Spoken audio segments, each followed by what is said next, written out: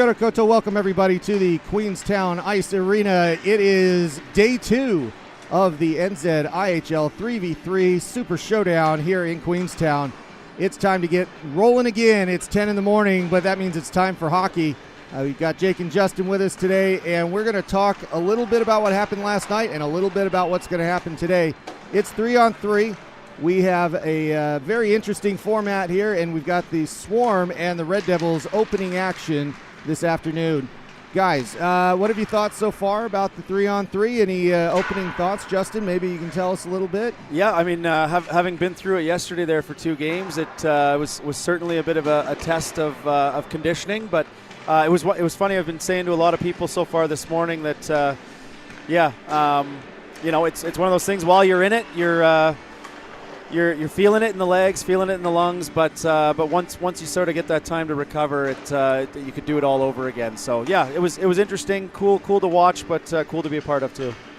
And it seemed we were talking the warm-ups are truncated and everything seems to be faster. So it seems like you have to start right away, and it's got to be going from the minute puck drops, and even before that in warm-ups, you really got to bring it, just because that shorter time means, you know, you can't get your legs going as fast and you can't take as much time.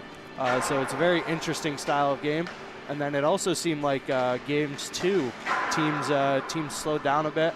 So that whichever team was fresher almost seemed to kind of carry the pace a little bit more. Yeah, it's interesting with the fact that some teams are going to play back-to-backs completely, and then other teams are going to get, you know, the rest during a flood or an intermission. And then obviously, you know, you got other teams that have to take a break for the flood and then a break for the first game. So that rest time and recovery time certainly plays into it, and we saw that yesterday. Now, guys, we'll go through the rules quickly here. Again, it's a 9-minute, 2 halves of 9 minutes, running clock, so it goes pretty quickly. There is no icing. Offsides is a tag up where they release the puck. You'll see that, and the defenders have to get on the other side of the red line. It's kind of like a go quick situation or hold back. It's the choice of the offense. There is no sin bin. There is no penalty box.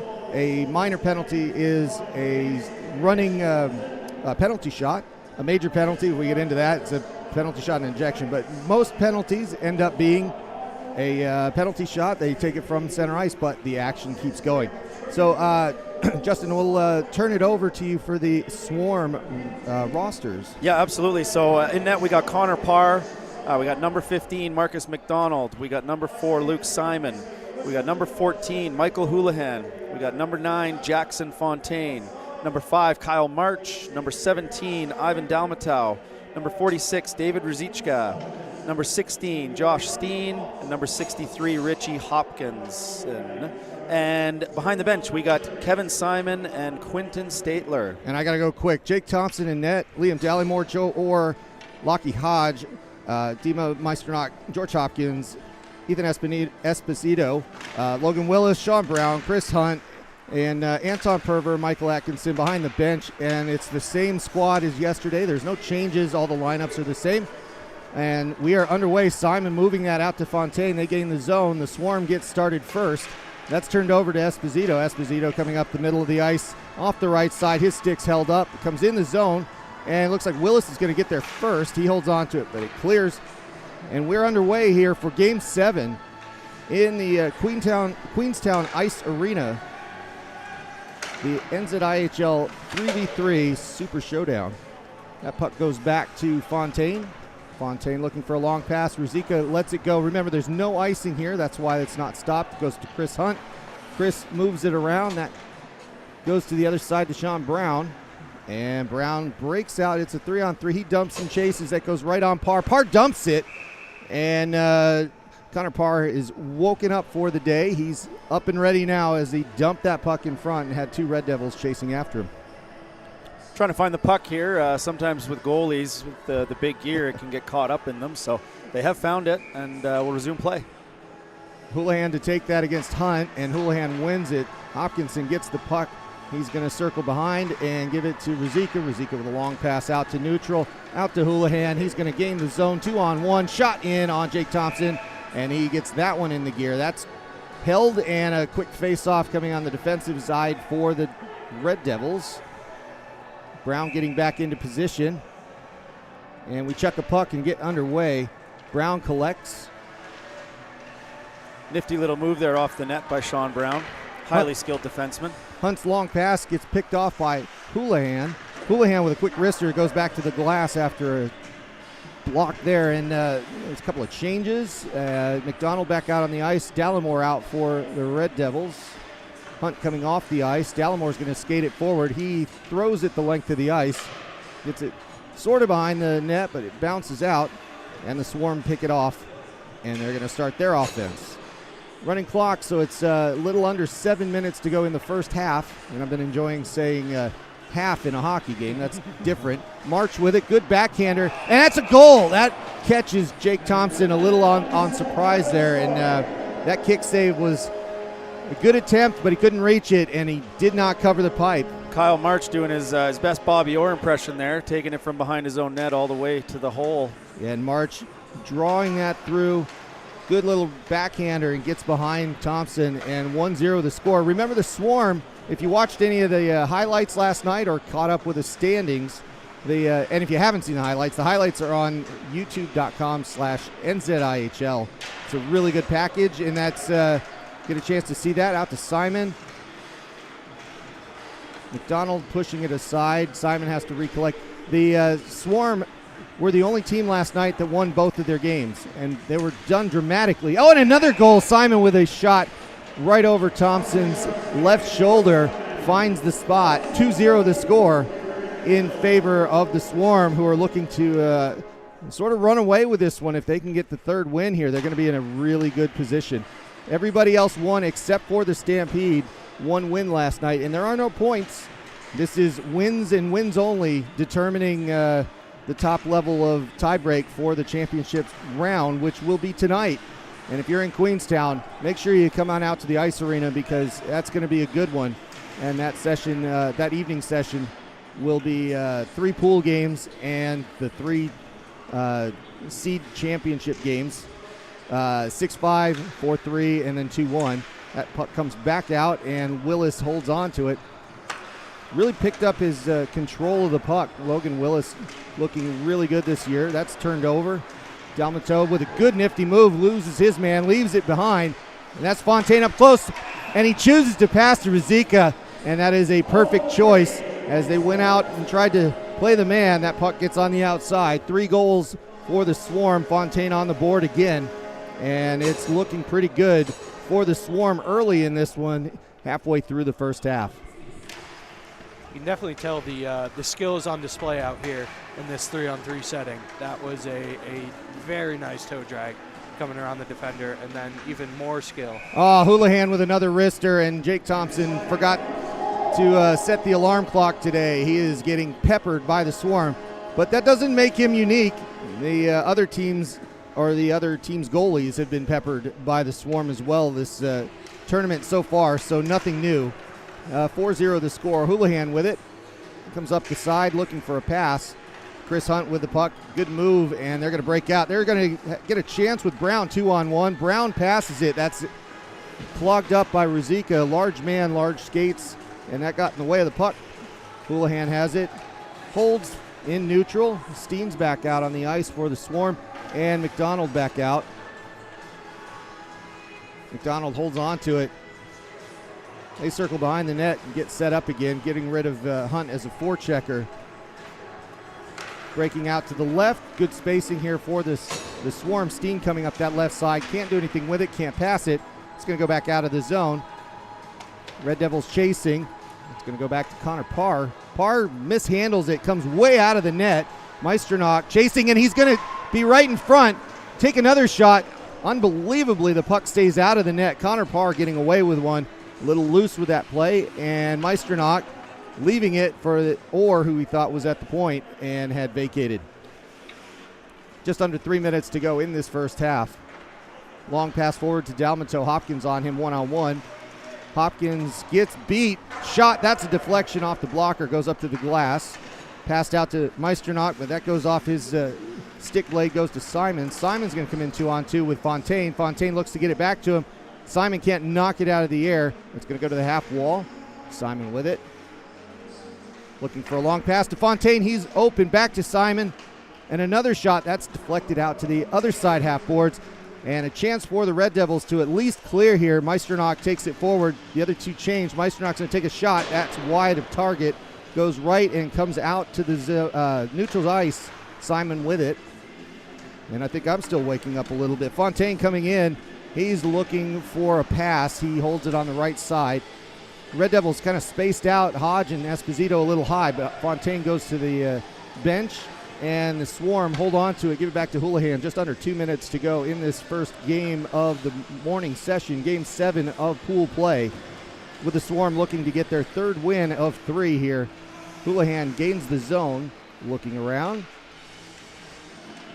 Gets that pass to Ruzicka. Ruzicka back to Houlihan. That's off the pipe. Outside right. Stays in the zone. Ruzicka passes it back to Houlihan. He's got the slot. Walks in on it. Takes the shot. Goes high. Gets his puck back after it goes off the glass. Ruzicka leaves it behind. Pass back to Houlihan. Tried to get through the slot, but that pass was stick lifted and couldn't connect. The Red Devils come through.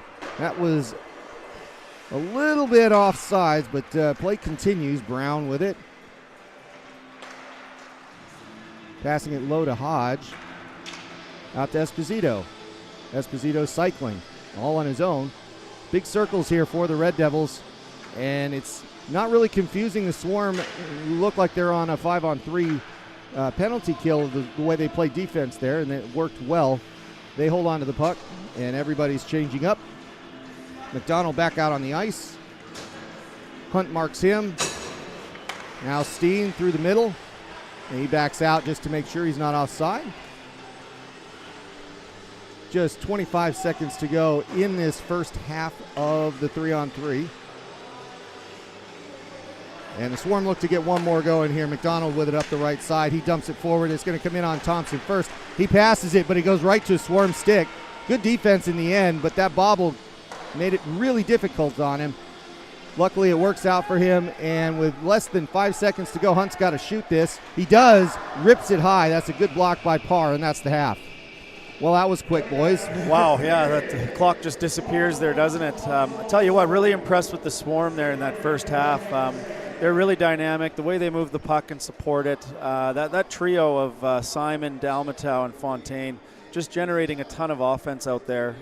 Kind of hard to predict what they're going to do with the puck. It's awesome to watch. Yeah, it looks like they're really taking their space, making moves that normally in a 5-on-5 game you can't really make. But in this 3-on-3 fast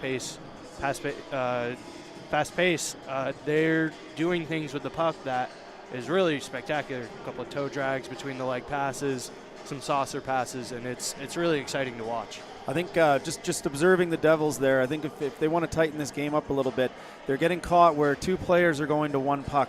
And in 3-on-3, that's just going to open up 2-on-1s behind the play, left, right, and center. And we kind of saw that on display there in the first half. So if I was the Devils coach, I'd be advising that, just stick to man-on-man coverage. Don't overcommit on the puck. And at the very end of the day, you can't have 2 players going to 1 puck, or you're going to get burned a little bit like they did in that first half. Great insight, guys. Justin, don't take this the wrong way, but the 4-goal lead has not been a safe one. We'll talk about that one maybe between games here, because that played into a big part of the way this tournament's shaping up.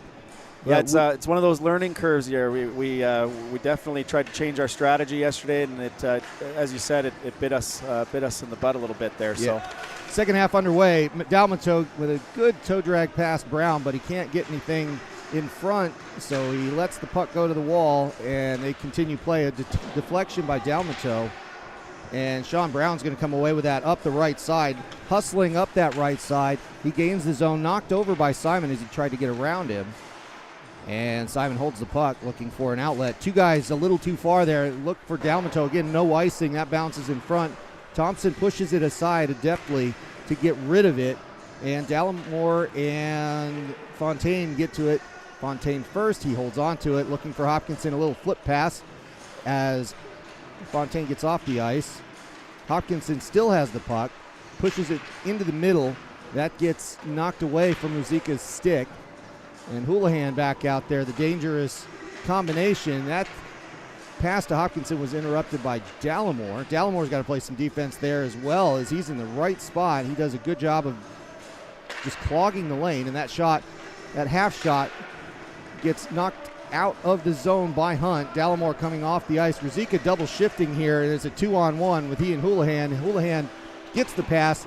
He has to get it out of his skates, but he doesn't do anything with it. Just a little wrister that Thompson knocks aside. Houlihan holds on to it, looking for... Oh, no, he shoots it. That wrister was cruel as it tickles the crossbar and goes right under for a 5-0 lead for the Swarm. Good to get a scouting report on Houlihan. Don't let that guy shoot.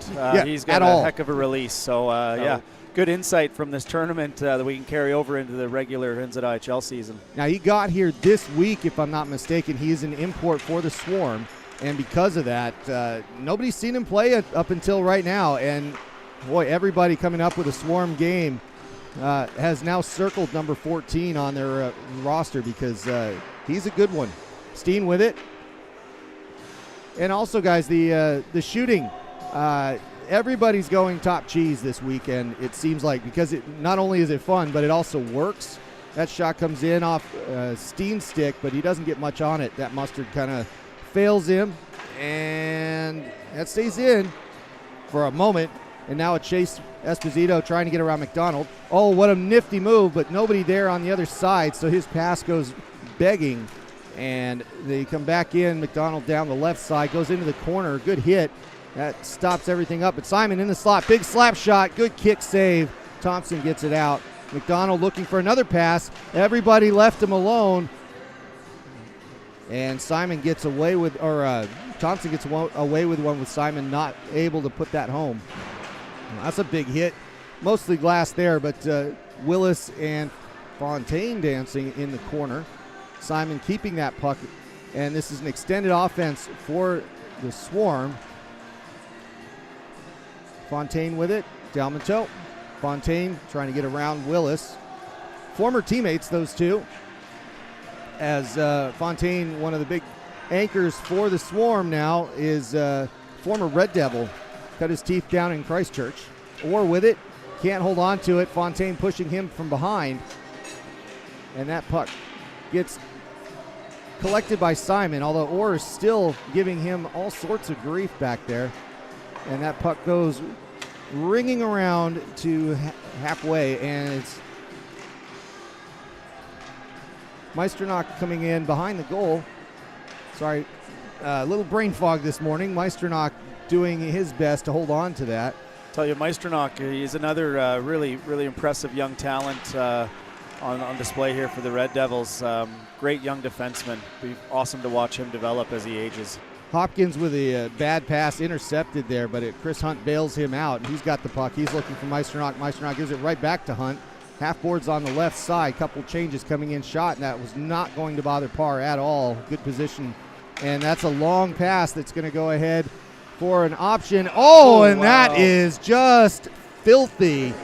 That goal, a little behind the back action by Hopkinson. Let's see if we've got that one again, because if we do, my goodness, let's take a look. Look at this drag right behind. Yep. What's Jake going to do there? He's just got to look at that puck go by, and that makes it 6-0. The Swarm are going to stay on this. I'm sure they are happy with being 3 for 3 on this, but goal differential does take up the first tiebreaker, so they'll keep on this. Thompson holding that puck for Hopkinson, and a faceoff coming with 4 minutes to go. And there is one shout out I want to give. These referees working with new rules, new everything on the ice, trying to keep it all calm, and there's only 2 of them out on the ice, no linesmen, just 2 referees. This has got to be one of the biggest challenges of their careers out here, just trying to keep this type of action going, so good on them. Steen with it, up the left. His stick was knocked away as he shot that. Esposito making sure that doesn't make it 7. Dallimore's got it. He passes it. Brown's got it up the right side, comes in, goes center, loses the puck there for a moment, and a 2-on-0 developing for the Swarm. McDonald with it, holds. Oh, wow. You know, if you don't have a defender getting back there in time, you can just dance right in front of the goalie, and that makes it 7 for the Swarm.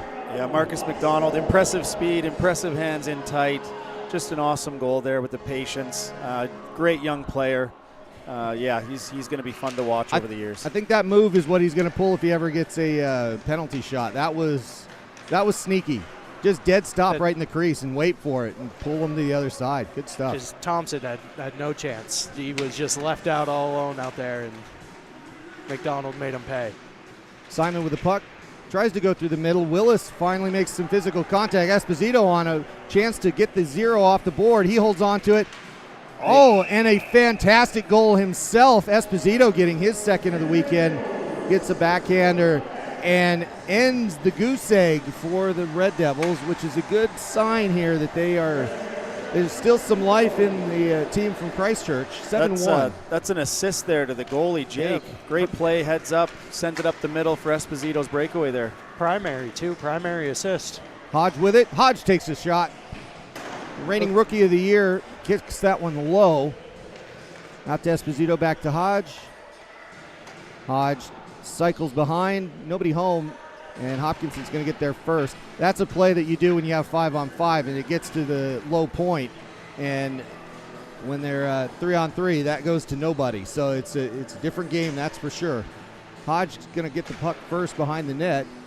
Willis looking to get something going here. He sees Esposito. Here's the pass. A little behind him, but he holds it.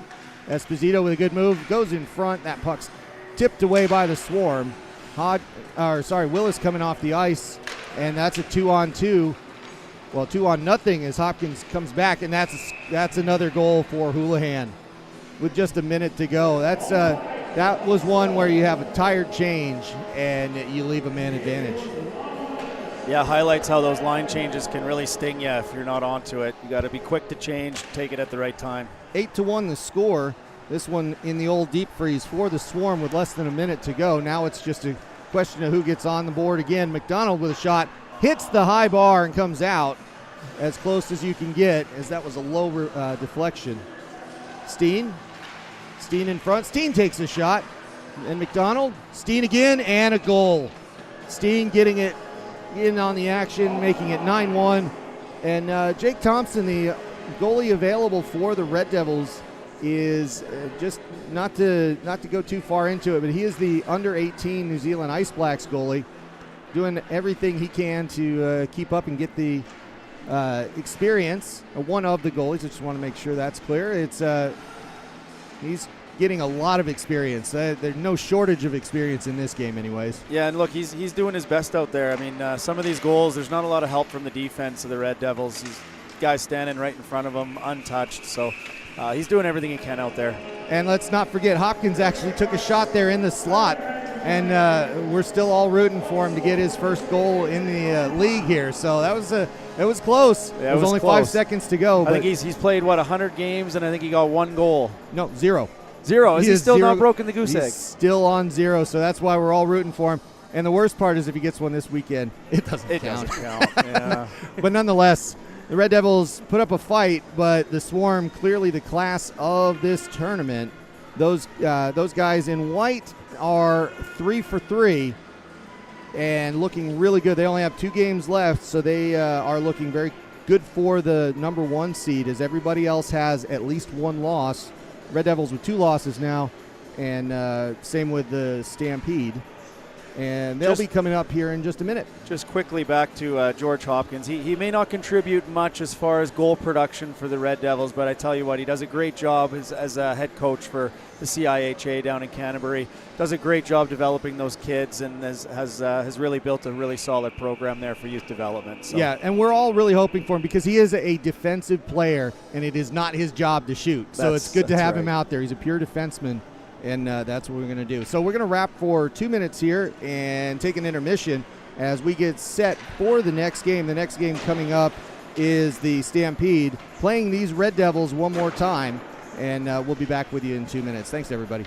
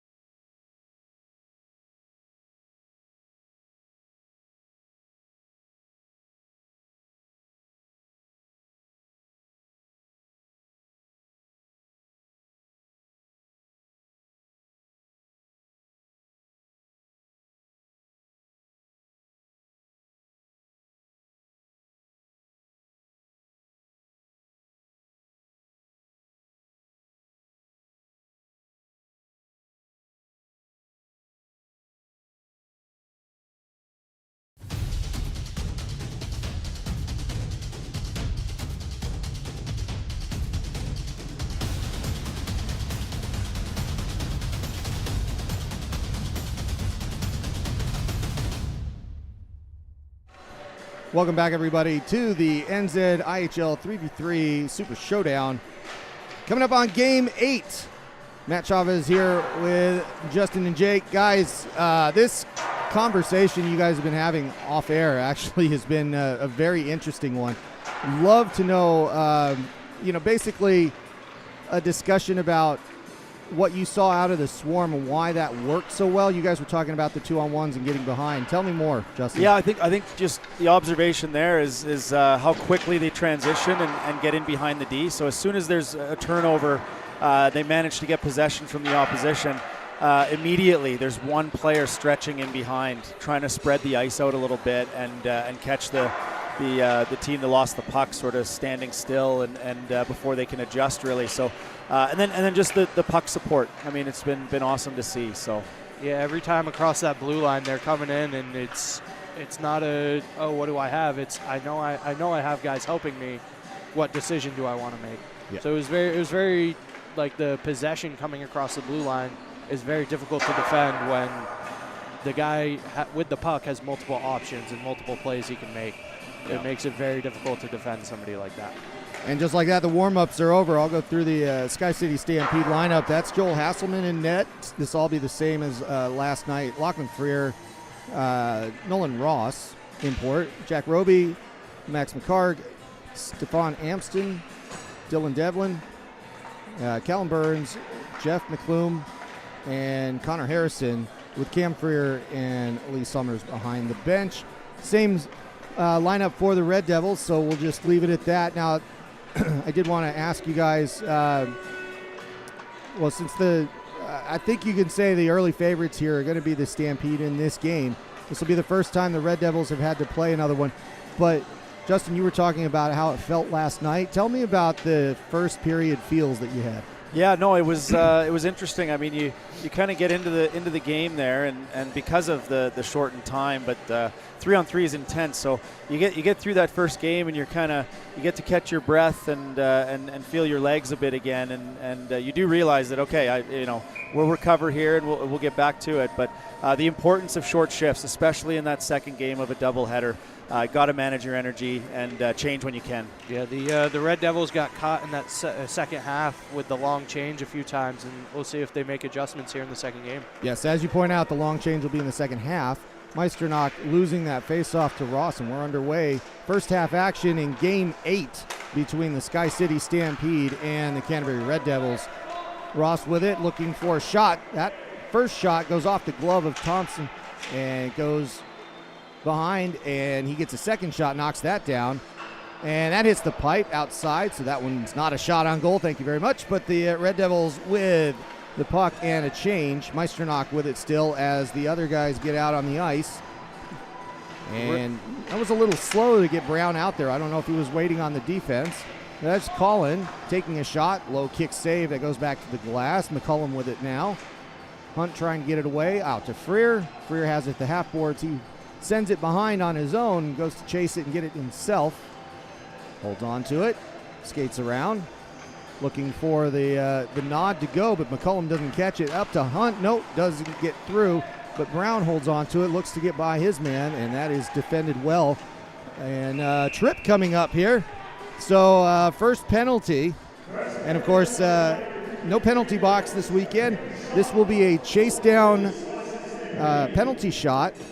So the rules are, just to make sure everybody gets to start on the blue line here except for the person taking the shot. Person that touches it, once they go, they can get off the line. Everybody skates, and this is a live puck. Freer with it, his breakaway, and he scores top shelf over the right shoulder. 1-0 the score for the Stampede. Yeah, Jake was off to a good start there, the goalie for the Red Devils. Made some key saves in that opening segment of play, but not much you can do when it's 1-on-0 breakaway style. So good start for the Stampede here, but we'll see if the Red Devils can respond. Yeah, and that trip cost them the first goal on that one. The penalty shot converted, and the Stampede looking to get their first win of this weekend's pool play. Amston takes it across, takes a long shot, gets a bounce off the boards. He was probably expecting that one. That one goes behind the goal. A little flip backwards, and Willis has it. He's going to send it back to Hodge. Hodge to Willis. Willis clearing the zone. He's going to hold on to it for a little bit, then looks for a stretch pass. That goes off the stick of Hodge and turned right back around. Esposito's out of the play there in order to get there. And a long drive across. And it is 2-0 for the Stampede. Thompson stuck on one side and can't get across to cover that. And the Stampede take a commanding lead. Yet again, another example of that line change kind of stinging the Red Devils there. Got caught with a man behind him, and the change just didn't happen quick enough. And Joe Orr getting the puck early for the Devils off that faceoff. Kind of charging in and trying to do something with Brown, with Burns on him. And Harrison has the puck now for the Stampede. The Stampede are flying through. Meisternock and Hopkins chasing that puck, 2 on that defensive area, so that'll be exactly the time in a 3-on-3 we're looking for a pass. But in this case, the Red Devils double team works out for them. That gets passed over to Orr. Orr has to backtrack to collect. And behind the net as they get set up. Guys, any opening thoughts on this half? The Stampede look like they're coming out and not too happy with the 2 losses last night, and they really want to show their skill here in this second day. Speaking of showing skill, Hasselman with a glove save against Orr. That was a very quick reaction time with that glove. That was excellent. Face off Hunt and Freer wins that one, gets back to McCullum. McCullum looking to clear. Hasselman's going to play it. It's funny, there's a trapezoid here in behind the nets, but there's no trapezoid rule. You can play it however you want to play it as a goalie here, and that goes in front. 5-hole Thompson, and that is Ross with the 3rd goal for the Stampede halfway through this first half. The Red Devils really looking around, trying to collect themselves, and they are definitely looking a bit worn out for playing this 3-on-3. That puck got dropped pretty quickly. Hodge wasn't there. Ryan Cairns, the referee, not wasting any time as he shouldn't. McCullum with that puck, looking for the long pass, and another goal as Ross gets behind Esposito. It's another goal from Ross, assisted by McCullum. 2 in a row there. And the Red Devils are gasping for air as there is 4 minutes left in this first half as they've played back-to-back, and the Stampede taking full advantage of the schedule here. Hodge with it as he comes across the blue line. That goes back out halfway to Willis. Willis looking for a pass. He gets it aside to Esposito. Esposito skates and resorts. Tries to go right. He gets that picked off. Devlin with it. Devlin with a backhand shot. That's held up by Thompson, and face-off coming with just over 3 minutes to go as the Red Devils get 3 fresh on the ice. Orr's got to hurry up because they are not waiting around for this. And there we go. Face-off won by the Devils. Meisternock with it. He's looking to get that wrister back out. Goes the length of the ice. Hanson's going to, no, he's not going to collect it. It'll be Hasselman playing it all the way up to the blue line. That is, that's an interesting choice. Maybe we'll get a shot on net here from Hasselman if he keeps that up. Doing his best Patrick Waugh impression there. Not written in the rules that the goalies can't do that, so interesting. No, the only thing they can't do is get extra protection once they leave that area, so they can be hit theoretically and all, but from a practical point of view, that stick's not exactly the most efficient way to go. Or with a tap pass, that goes to Hasselman, and it just doesn't go anywhere as Meisternock can't really tap that home. Hasselman had it in the gear, but they go quickly. Dallimore back out on the ice with Hopkins. That pass goes across to Harrison, and a good save as Thompson crosses the crease and gets home in time for that one. It's a really nice save. Good post-to-post action there from Thompson.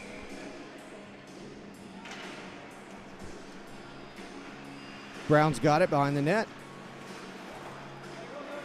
And here's the Red Devils looking to, that's really been the issue, is just not getting out of the zone. Everybody lines themselves up in the right spot, but they have to get themselves into neutral from the back third. Dallimore with it, takes the shot, hits the post after it goes off Hasselman. Good save there, but just barely. As the Red Devils are trying to get one a little earlier in the game compared to last game, of course. Hunt with it. Hunt holding.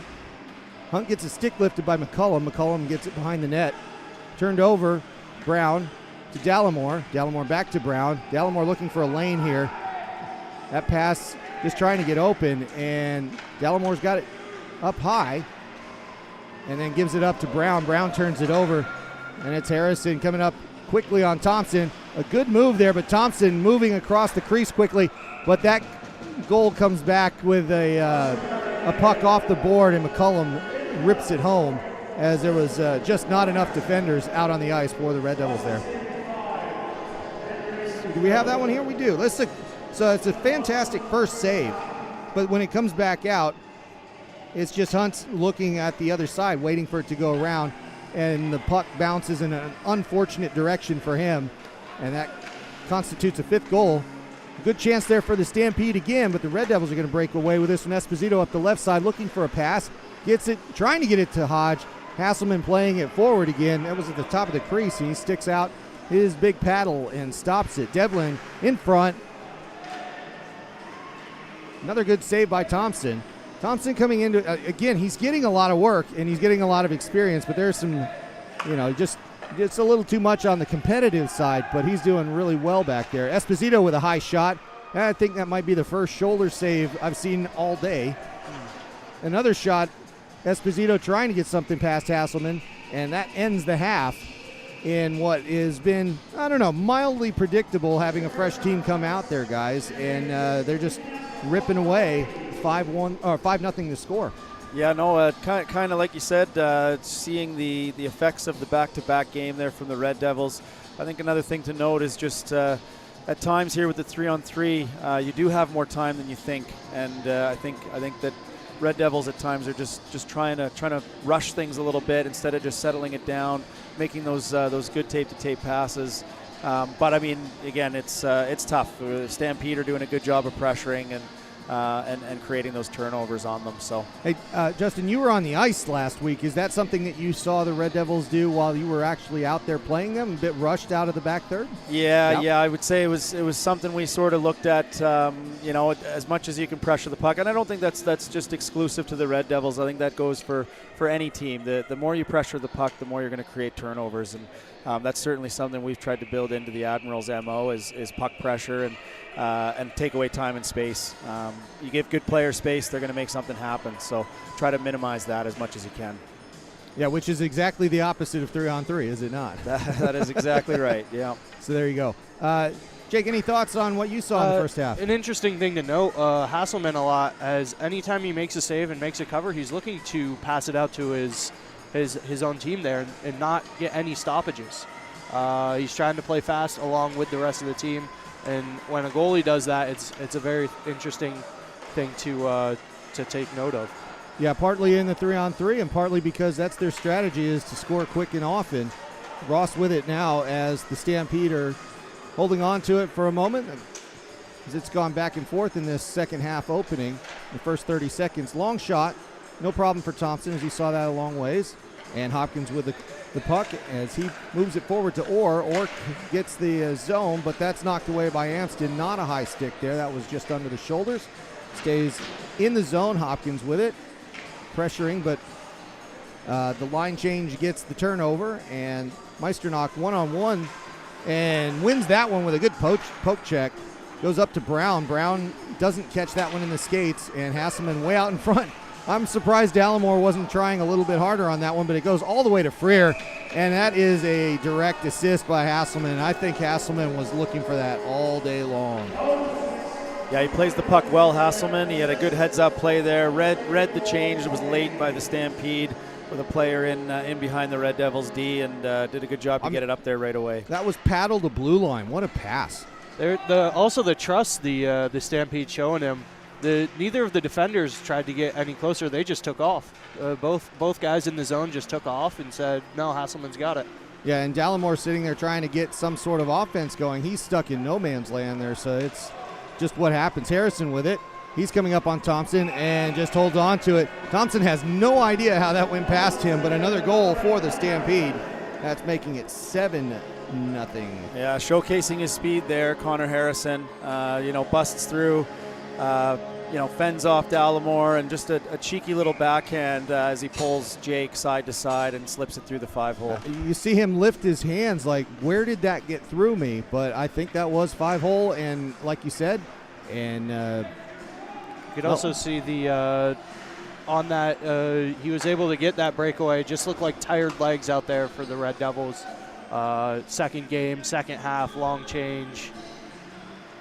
Yeah, let's see if they can make something happen. It's showing up. So Willis sending that to Esposito. Esposito looking like he's got the most juice left in his legs of all the players out there at the moment. Logan going off the ice. Willis leaving a 2-on-1. McCullum passing to Freer, back to McCullum, and there is just absolutely no chance on another line change situation where the Red Devils getting caught out. And the frustration easily visible on the faces of those coming off the ice. Yeah, nice give and go there between McCallum and Dylan Devlin. Quick shout out, it is Dylan Devlin's birthday today, so happy birthday, Dill. Happy birthday. Big happy birthday. What a way to spend it, eh? 3-on-3 action. Can't think of a better way. Yeah, not bad. It's pretty good. Under 6 minutes to go in this second half. With this one pretty much done, guys. That's I'm very interested in the. Oh, that's a good wrister up top. Make that 9. And I guess I'm just curious as to what you guys think of the overall format. If there's, it's a showcase of skill. So, I mean, we're definitely getting that, right? Oh, absolutely. I mean, I think this is really fun for the fans to watch. And again, with the added time and space with the skilled players in the NZIHL, you're really seeing them make the most of that. And yeah, it's awesome to watch. Boy, Orr takes a shot there from Harrison up high.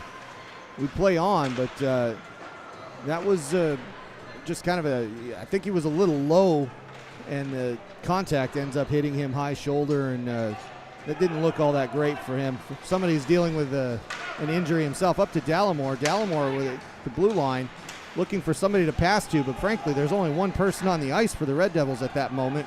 Everybody else changing, and Dallimore has nothing to do with it as he's picked off defensively, and McCullum with it for the Stampede.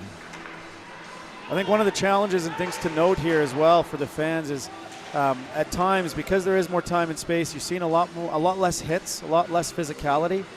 So sometimes as a player, you can get caught out where you don't expect the hit like you would at a normal 5-on-5 game style. So sometimes I think in Joe's case there, that's kind of what happened. Just wasn't really expecting the contact. And yeah, you just gotta make sure you're ready at all times as a player, because you never know when someone might decide to finish that check. And an excellent pass as that goes to McCullum to knock that one home off of Ross, and that makes it 10-0 with just under 4 minutes on this running clock to finish up Game 8. So this will mean the Stampede are off the goose egg for wins, obviously, and that'll leave us after, well, it's halfway done with pool stage here. You have the Swarm that are going to have 3 wins, and everybody else has 1. So it could be very interesting as to how this kind of completes. Oh, that's another goal there. That's for Harrison getting that rebound. That's 11. So the table is, well, let's take a look if it's updated here for the internal stuff. No, not yet. So 3 wins for the Swarm. Thunder Admirals, Red Devils, Auckland Mako, and Stampede with 1 win, because we're going to give them this one. If they come back from 11-0, I'll eat my hat, so that's okay. There'll be an ice cut here for about 10 minutes just to make sure that the Zamboni cleans everything up for Game 9. Well, that was a close miss there by Devlin as he whiffed that puck coming by. And Willis still playing some good defense out there, but a penalty coming up.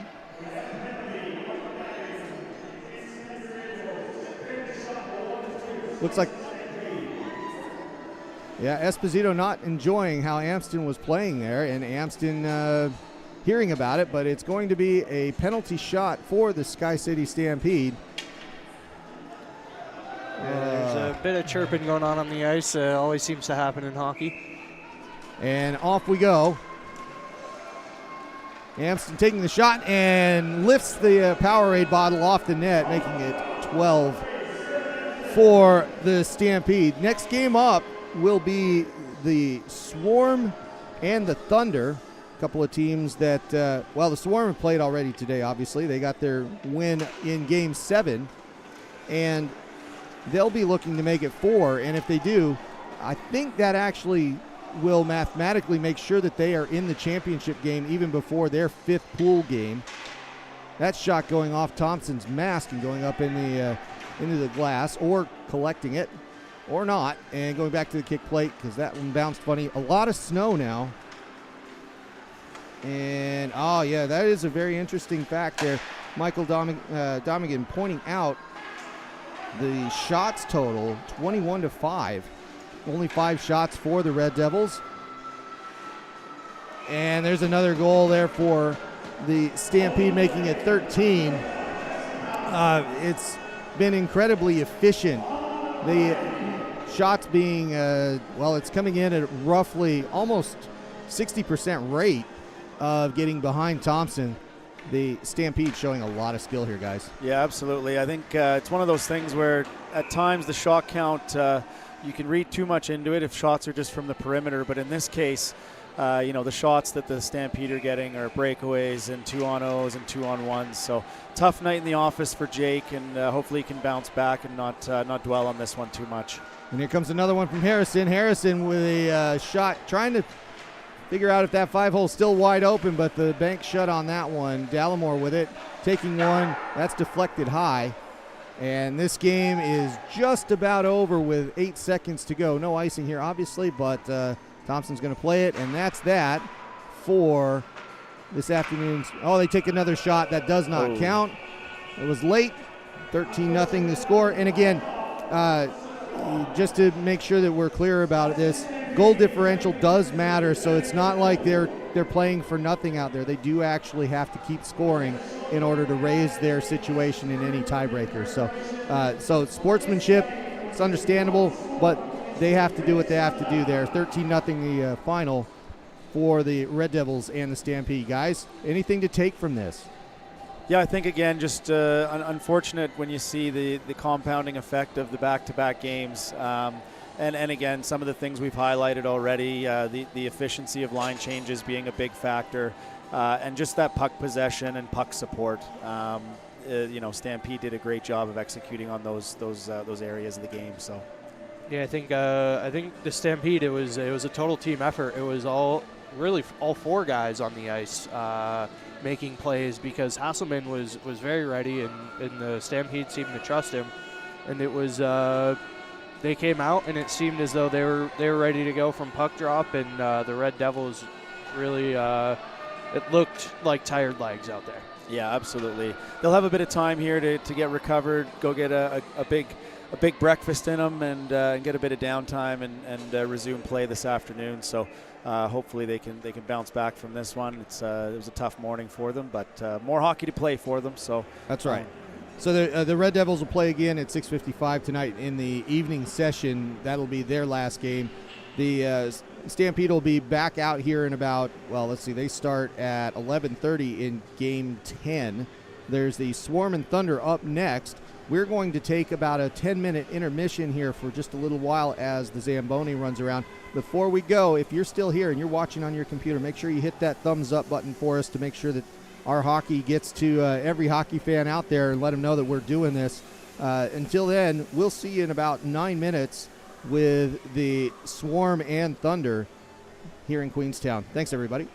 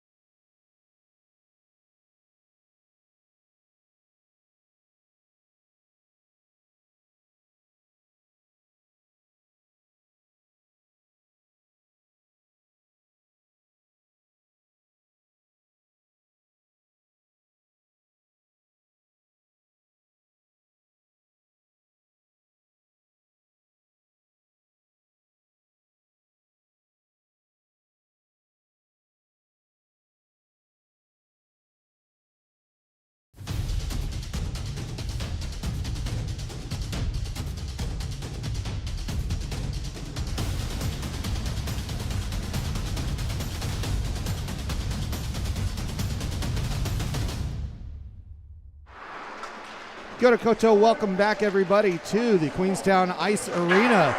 It is that time, Game 9 coming up between the Dunedin Phoenix Thunder and the Botany Swarm. Got Justin and Jake with us again for one more game at least, and guys, hopefully we get a little bit more of a competitive one here. Yeah, that last one, tough outing for the Red Devils. The Sky City Stampede just did a great job. Filled the net, lots of good puck support. Really just ticked all the boxes for what you want to see out of a 3-on-3 game. So Swarm coming off a big win this morning already too. So and you got the fresh Thunder. So we will see. This should be a good one. Yeah, the Swarm came out game 1, took it to the Red Devils. They looked really good, and then the Stampede as well. So those are two good teams that the Red Devils kind of ran into there, and very excited to see how the Thunder can keep pace with this Swarm team. Already seeing them once this morning, and they are 3-0 on the weekend, I believe, and I think they're probably trying to get a clean sweep. I would imagine. Okay, so I gotta ask, did anybody order French fries up here? Because my goodness, it smells good, Sutton. Oh, it is you, Michael, Max. All right. It's a long weekend for us up here. I just want to know, you guys have to share. That's how that works. So Game 9 coming up here. The Thunder, I'll just give you the rosters quick. The Swarm, same guys. It's the same teams again, but Parr and Net, McDonald, Simon, Houlihan, Fontaine, March, Dalmato, Rizika, Steen, and Hopkins. And then for the Thunder, we'll get those guys. Brienne Bick in goal again. And it'll be Steitley, Steven, Baumgartner, Allen, Lewis, Flight, Darling, Beckstead, and Blair. And again, a quick primer on the rules. 2 9-minute halves. We'll be rolling the clock. No penalty, no penalty box. Any penalty, a minor is a breakaway shot, and then any major is a breakaway and an ejection. That's another. Hopefully won't happen. Offsides, which we hadn't really seen at all, is a touch-up situation over the red line. You'll see it if it happens. We'll call it out.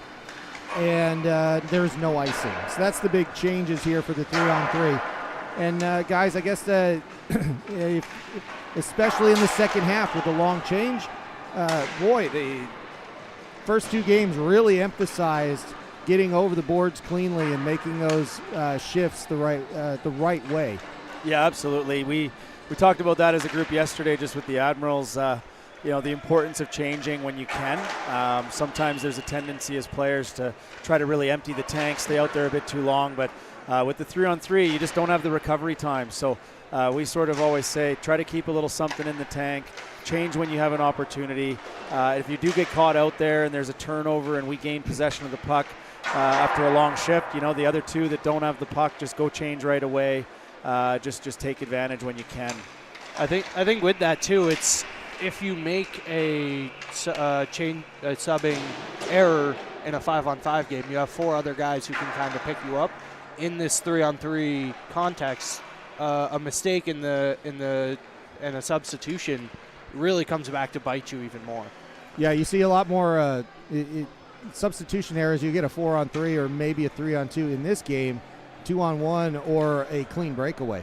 Yeah, I think just with the nature of the 3-on-3, more space, more skill being used, more speed, any mistake is kind of under a bit of a microscope, and so just sort of inflates the severity of what can happen after that mistake. So really important to manage the puck well, balance the risk to reward ratio in your decision making as a player, and I think we'll see that out of these 2 teams here. They're very calculated teams. So, yeah, and the communication piece, I feel like, is a big part. Letting your teammates know that you are subbing, because a few times it seemed as though with the Stampede, the Swarm, and the Red Devils, somebody would go to make a pass and not realize their guy was leaving the ice.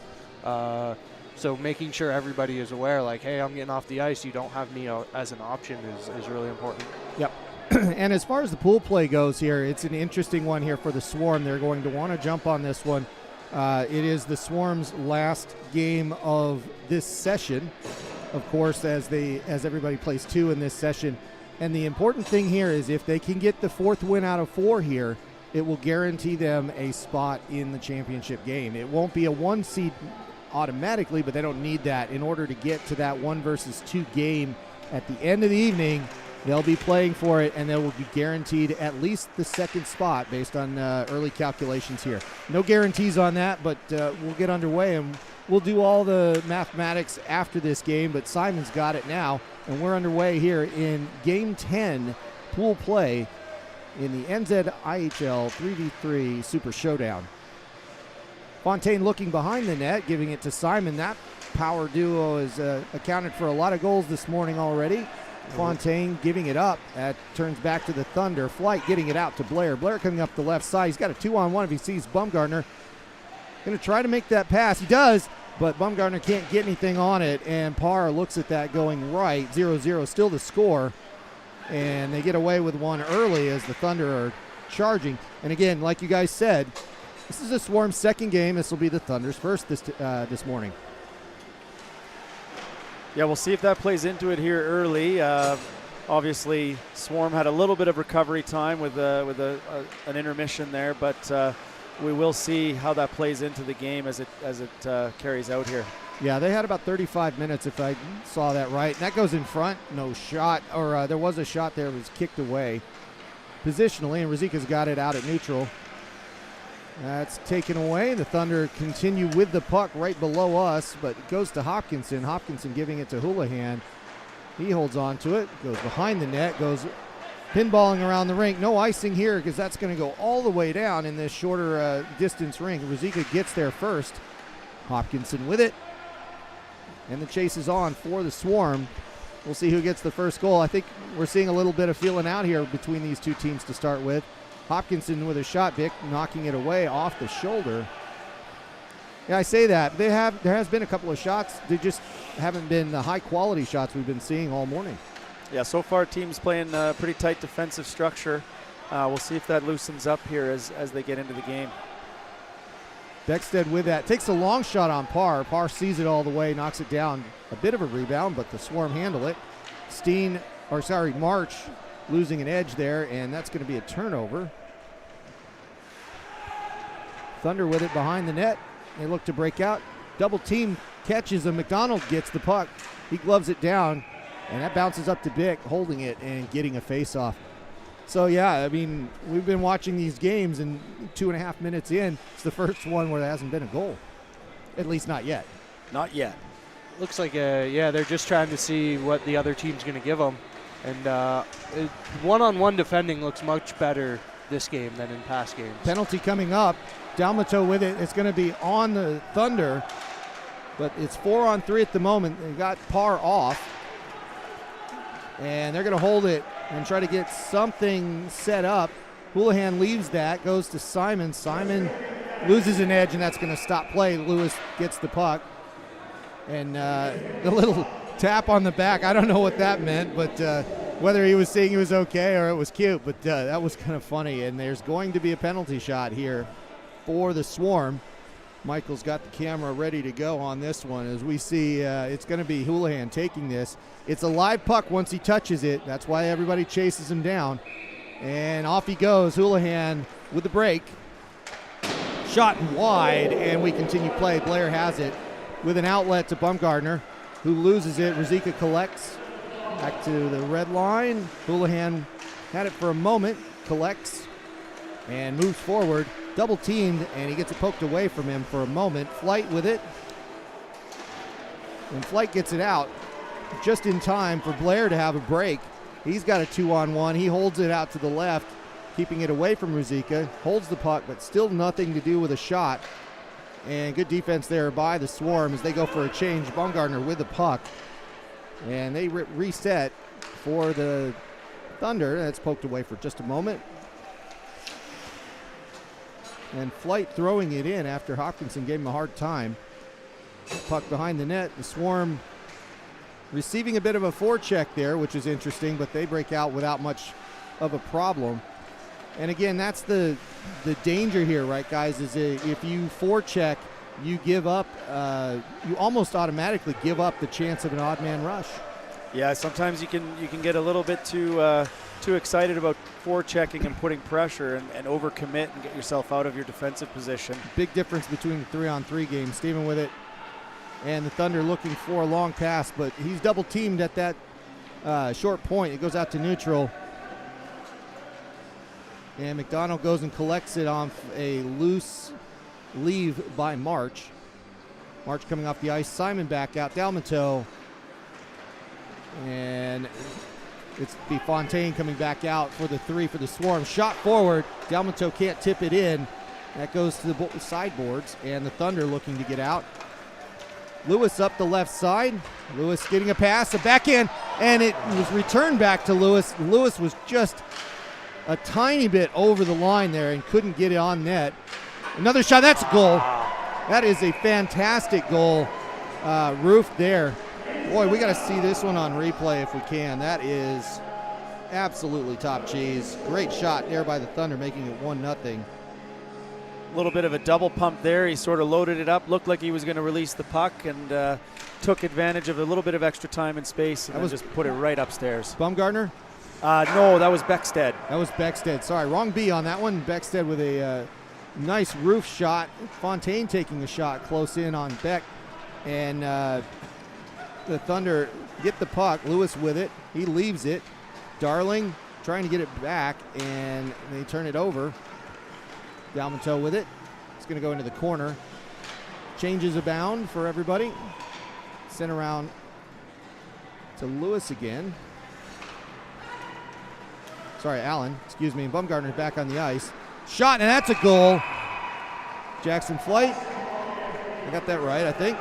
Yep, that's Jackson Flight. Great release. Good job coming down the wing there, and decided to go short side, and it just sort of went off of Connor Parr's glove and managed to sneak in the short side. That's exactly it. Lifted shoulder, lifted it too much, and found a gap.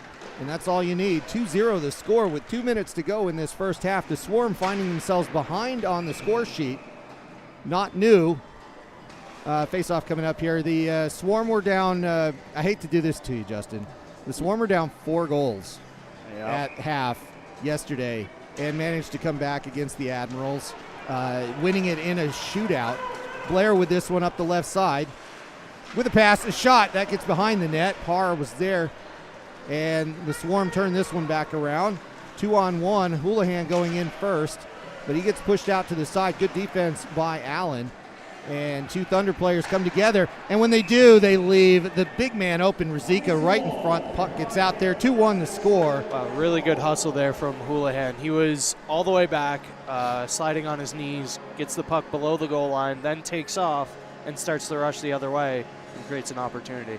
Yeah, just a little bit of a defensive confusion there, not because of anything they did, just it came together and it left Rizika wide open.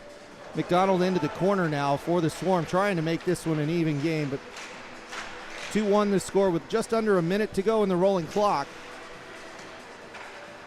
Stightly sending it around and getting it out of the zone as they fight for the puck right under us. Beckstead gets it. He gets one in the face, and that's going to be a penalty shot coming up. Well, it's interference. That one Beckstead took in the visor, I think it was. So another penalty shot for the Thunder. And this will more or less close up the first half, which is kind of a good thing for the Thunder so they can make sure that they maintain this lead. As running clock's at about 15 seconds to go. They're telling them to wait on the blue line to make sure. And once this puck's touched, it's a live one. There you go. Beckstead's got it. The breakaway happens. And Parr is beaten 5-hole with 4 seconds to go. That ends the first half. And the score is 3-1. A pretty good one for the Thunder here. Are we thinking fresh legs, or are we thinking the Thunder just catching Parr in a couple of compromising positions? Yeah, I mean, I think probably a combination of both there. You're seeing the Swarm in their second game of the morning here. Maybe just a little bit disjointed, having to sit for a little bit. You don't really stay in that groove as you do with the immediate back-to-back. But a good job by the Thunder getting out there and taking advantage of some breakdowns and some good shots on net. A couple that I'm sure Connor would like to have back. But Again, Beckstead right in the slot, just able to step in an extra couple feet and release that short side shot. So not much Connor can do on that one. And on that second one, it was a shot in stride as well. So those are always tough to read as a goalie. When somebody sets their feet and shoots, you kind of know it's coming. But when somebody shoots in stride, it's a little bit tougher to read. And that second goal was just, shot in stride and looked to catch him off guard just a touch.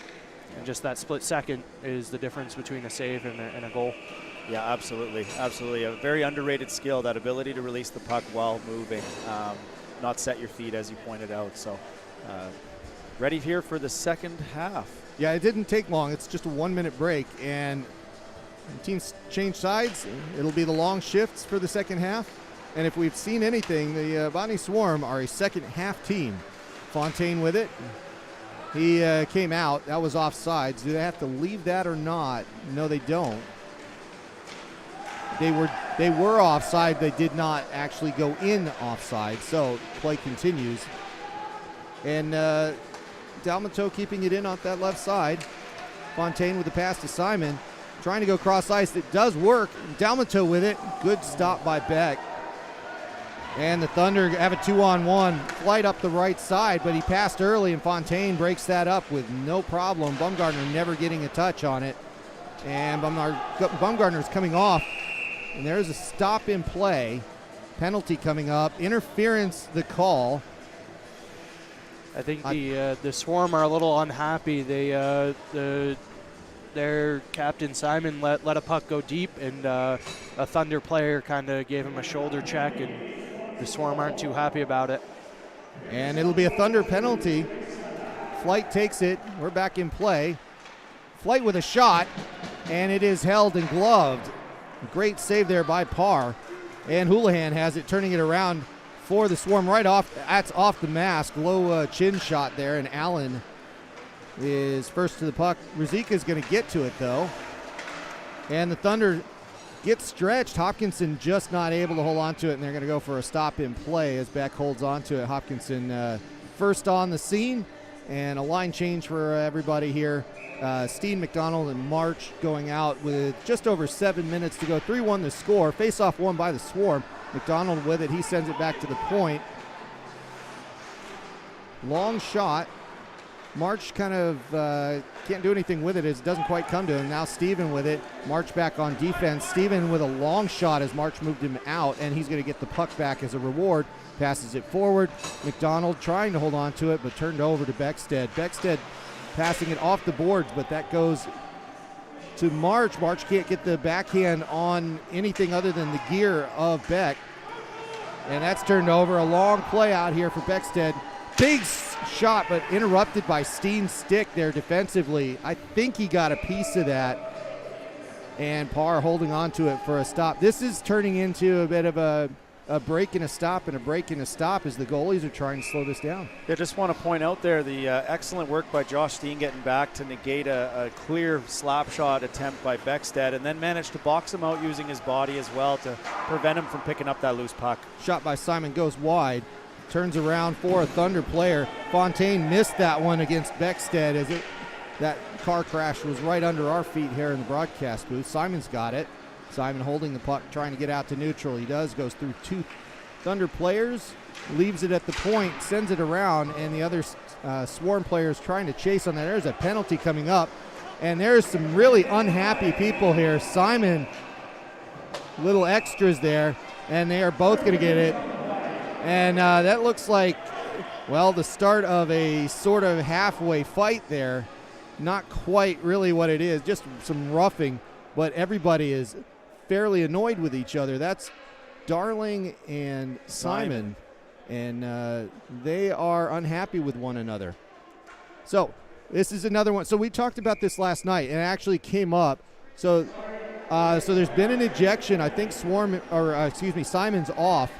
So that's a major penalty, and we'll see if Darling is off too. That's correct. So they both get 5 for or 10 or whatever it is, but the penalty itself is disqualifying, and that's going to be back-to-back penalty shots. So we were talking yesterday about whoever goes first, do you chase them down? And we're like, well, why are you doing that? But it turns out it is a live puck, so they want to kill it. So the chase will happen. If they get to the penalty shooter first and knock the puck away before a shot happens, the play's dead. So it is actually worth chasing it down, at least for the defense. But it'll be back and forth, and they are deciding what's going on, who goes first. Interesting here whether it's going to be 2 penalty shots or they're just going to negate them. I think they're trying to decide here. Yeah, it might be. I think referee Ryan Cairns is saying here there's going to be 2 shots without a chase. It looks like they're stopping the clock for this as well. Interesting. That's the first time I've seen the clock stopped. So this is a different interpretation of what's going on. So apparently it's a one-on-one penalty shot. Last night, that's not how this was adjudicated, but this might have been a different penalty. So I believe the distinction here is that because both teams are going to shoot, there's no sense having the chase for the first shot. Yep, there you go. So Dalmato with a chance, knocked aside by Beck. And now one more shot, one player for Beckstead. And the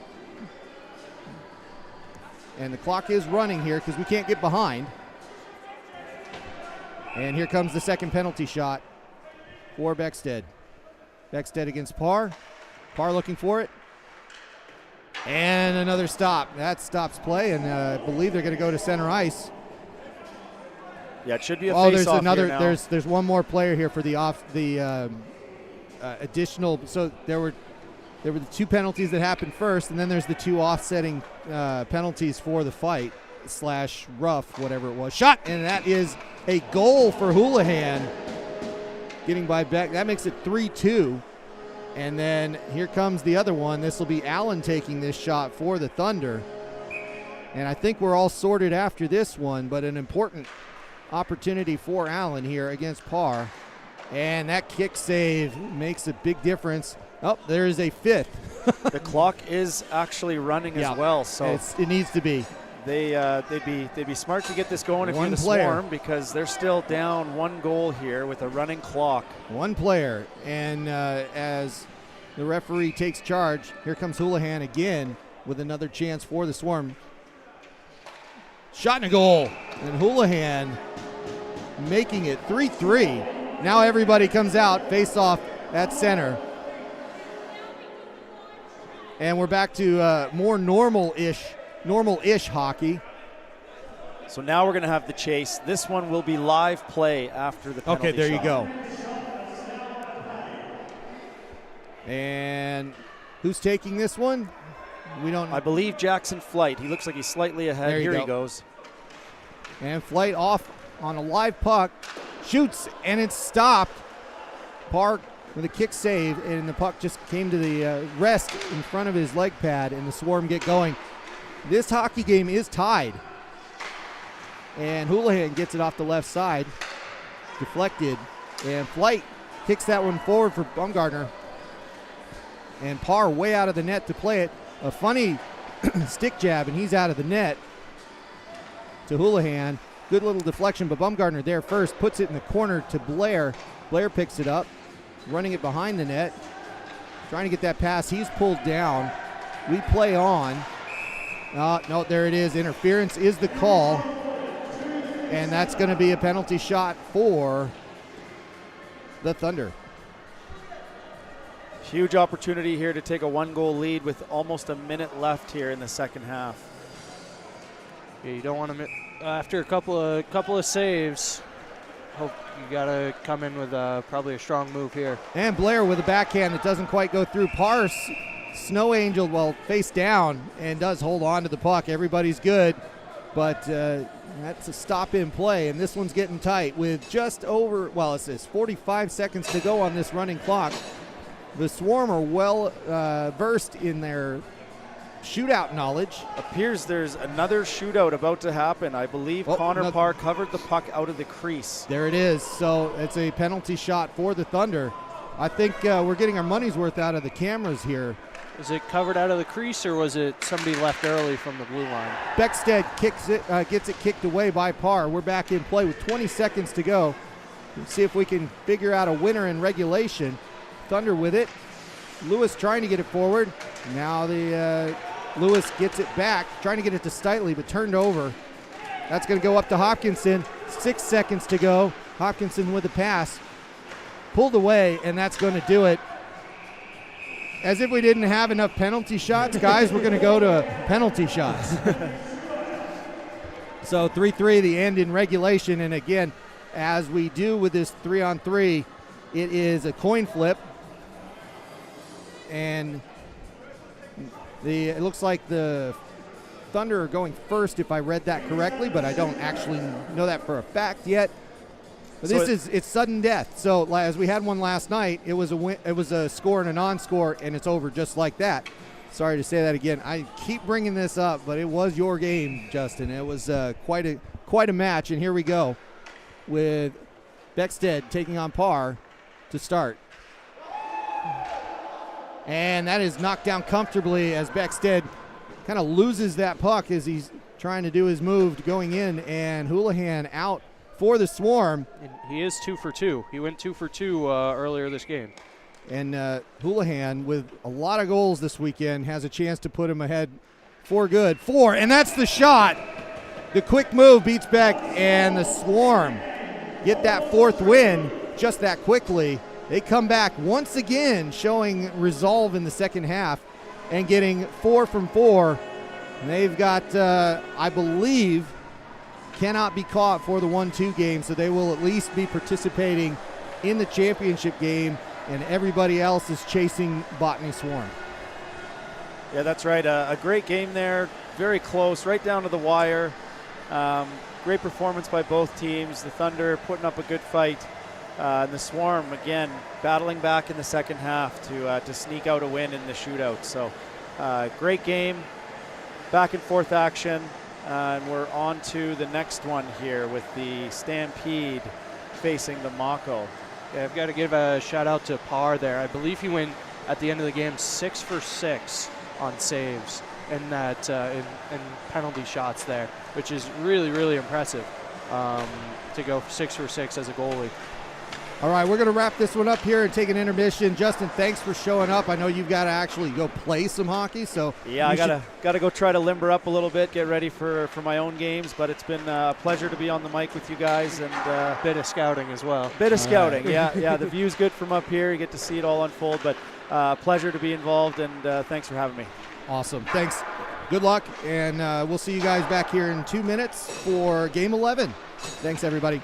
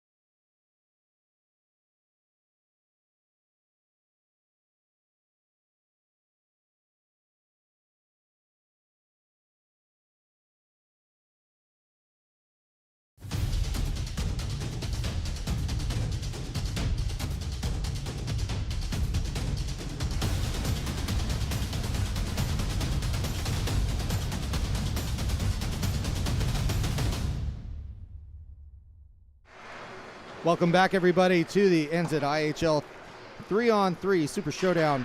We're in Queenstown at the Queenstown Ice Arena, and we're about to get ready for Game 10. I think I said 11 last time, but it is Game 10. Mako versus the Stampede.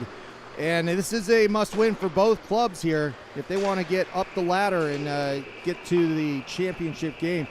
The Swarm just finishing up and doing a great job of putting themselves in good position for the championship game, as they've won all 4 of their matches, 2 of them by shootouts after a tied regulation, and they've made the most of it. Jake and Bill with us today. Guys, you've been watching all afternoon. Bill, welcome to the booth. Thank you. What's your first impression on everything? Well, it's definitely a fast game. And it was good to see Swarm have no quit in them. They were down by 2 points, and they just kept battling away.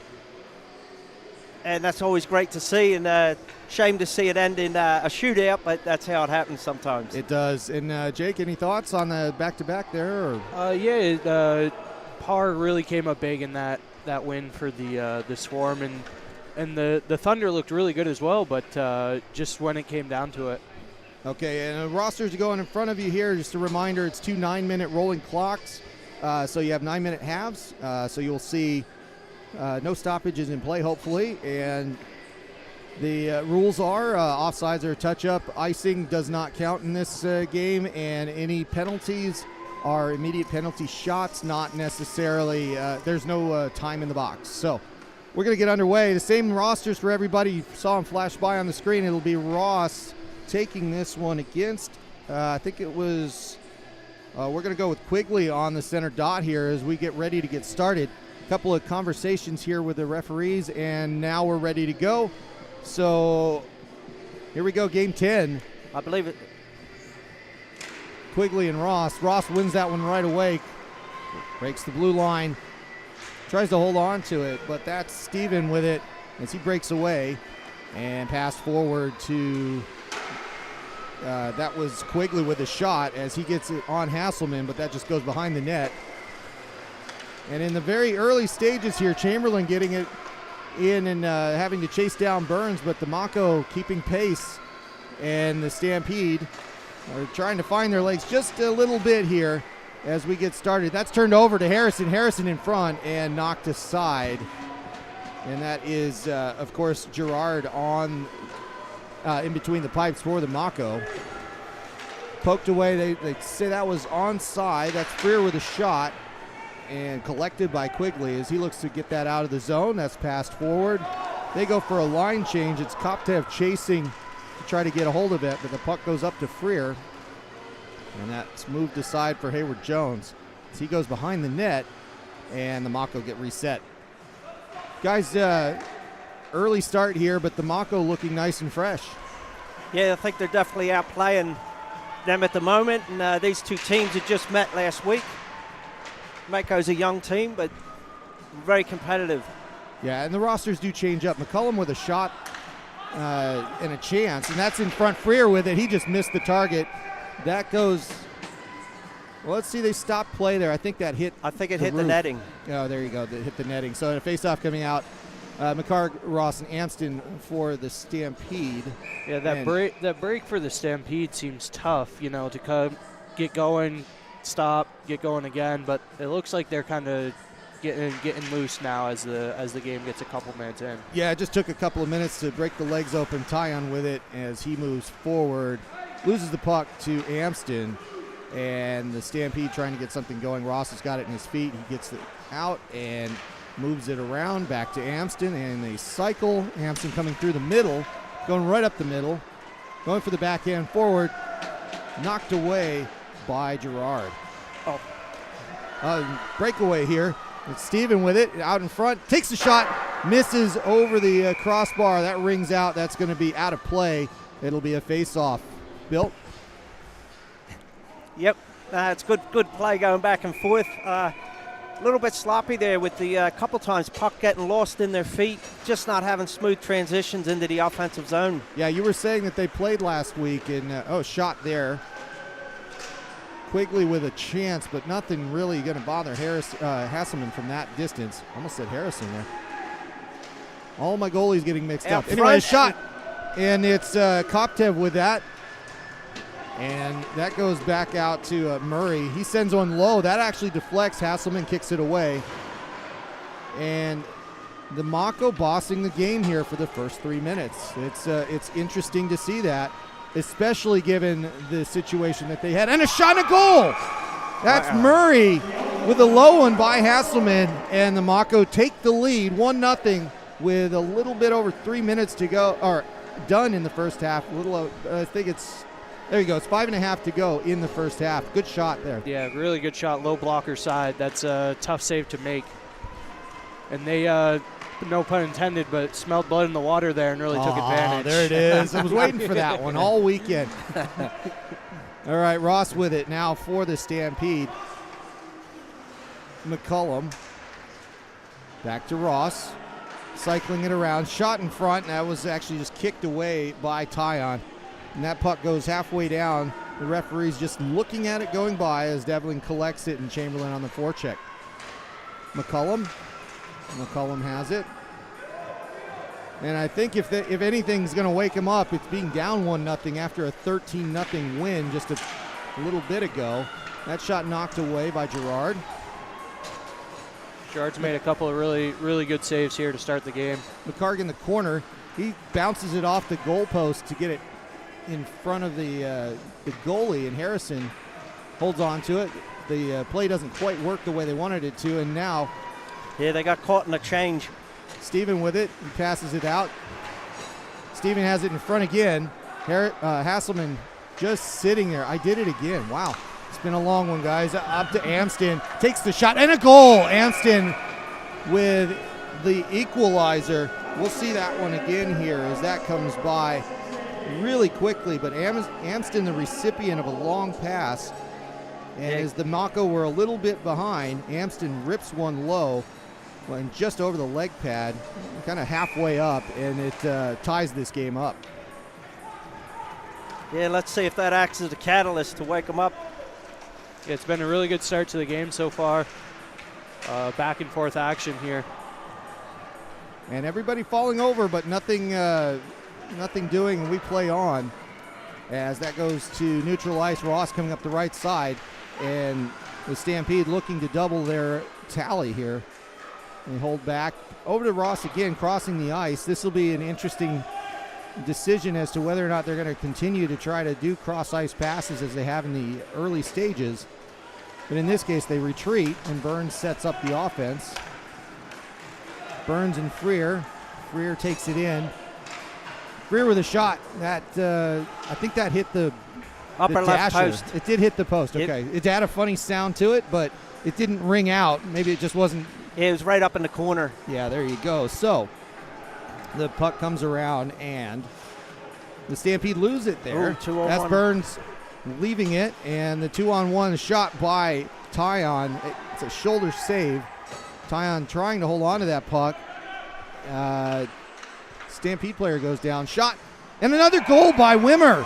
Wimmer taking the high cheese, and Hasselman having a discussion with the referee about how the player went down behind, but to no avail. The Mako back up 2-1. Let's see if that's out on the replay. It gets passed out, and this is just a good wrister. Wasn't really expected by Hasselman, and 2-1 the score. Yeah, tough to go from when the puck's behind the net to then up top to get your angles right as a goalie. And it just took him a little bit too long. Shot by Harrison. And McCullum. Yeah, still broken play by Stampede. They just don't look settled.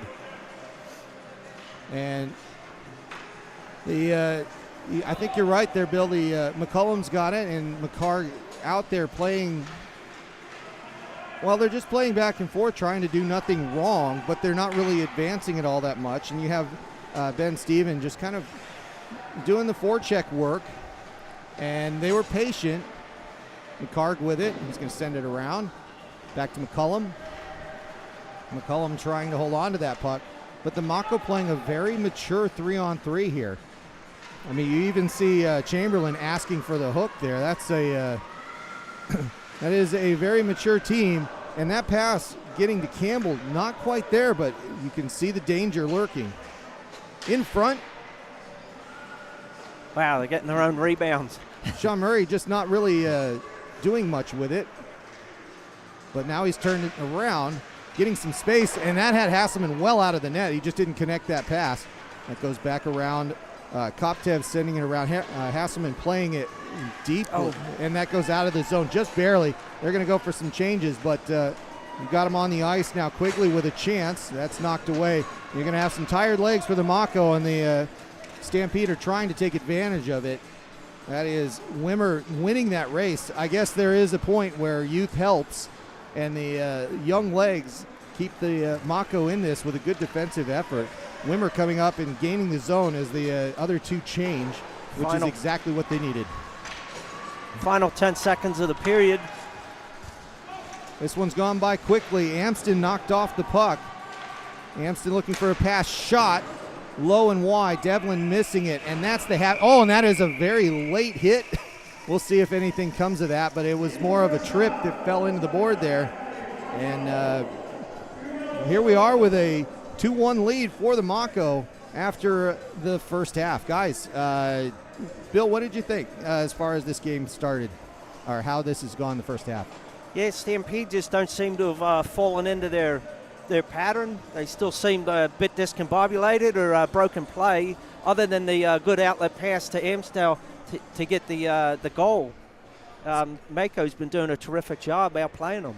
So do you when you talk about that pattern, what did you mean by the pattern? Is just their spacing, or what was it kind of that you saw? Yeah, it's to me it just looks unsettled. I'm not sure if it's due to fatigue.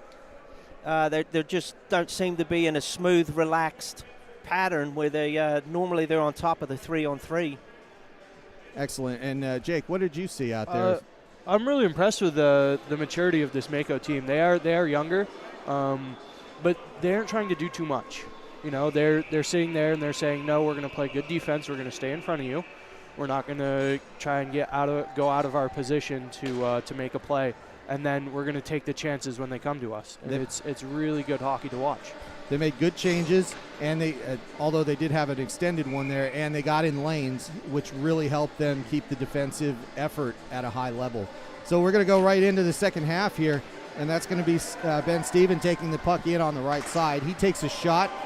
Where did that end up? In the skates? Don't know, but came back out. Chamberlain having to chase this one down from Harrison. Harrison has it still, but a little too deep to take any kind of shot. He looks for a friend, but none there. He gets it back, but the Mako first to the puck. It goes out to neutral, quickly trying to hold on to it. To Chamberlain. Chamberlain gets a good shoulder there from Ross. Rung his bell a little bit. He comes off the ice.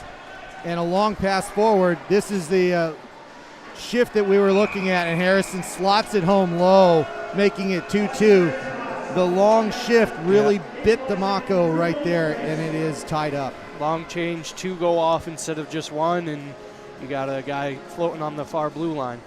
And when they weren't looking for it, then suddenly that long pass has been how the Stampede have broken every team thus far in their scoring. Whether they've won or lost, it's been the 3-line pass effectively that has been their strategy that's worked well. That's offside. They have to leave that behind, and now there's they're going to break quickly, as that was offside. Murray with it. He goes into the corner, but he's 1-on-2. That gets passed around. McCarg with it. Passes across the ice.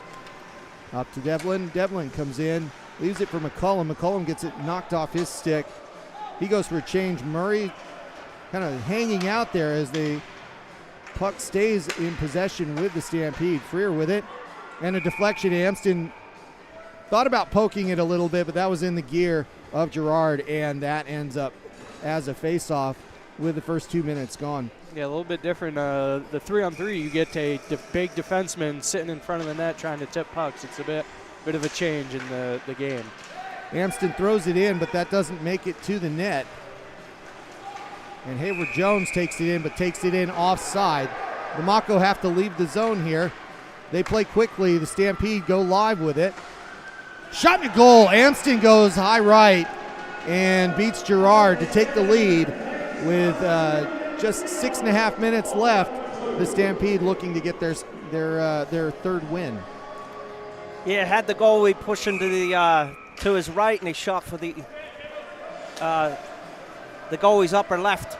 Oh, interesting. Corner and got in. Devlin with a bouncing puck back to Hasselman. I know he wasn't expecting that. That puck comes up and nearly gets into the broadcast booth. I hope you guys are keeping your quick look on this puck as it flies around here in this arena. It is a small arena, small building, and I mean we're near the roof. You got to watch out for it. Yeah, it'd be tough to wear a mouthpiece up here there and talk. Oh, we could try that one. Give one to Michael. We'll be all right. Ross has this up the left side. Shot wide, and that goes around the boards. Still with the Stampede. Devlin has it, takes a wrister. Oh, and that's just a beautiful save by Gerard. From a very short distance, he gloves that one. One of the best he'll have in a long time. Yeah, it was cat-like reflexes catching that one. I think there's a little flair to it, but he had the glove in the right spot, so well done. You got to add a bit, let the guy know that you made the glove save. Absolutely. Hasselman leaves that one in front, and the Stampede move out 2-on-1. Chamberlain goes to the man, leaves the puck holder for kind of a walk-in, but can't do anything with it there as as Burns not able to get any mustard on that shot. That goes forward, another long streaking pass, but it's Murray with the win on that puck. Out to McCullum. McCullum holds it, looks for that long pass, and once again, there's no icing involved here, so Gerard's going to knock it away.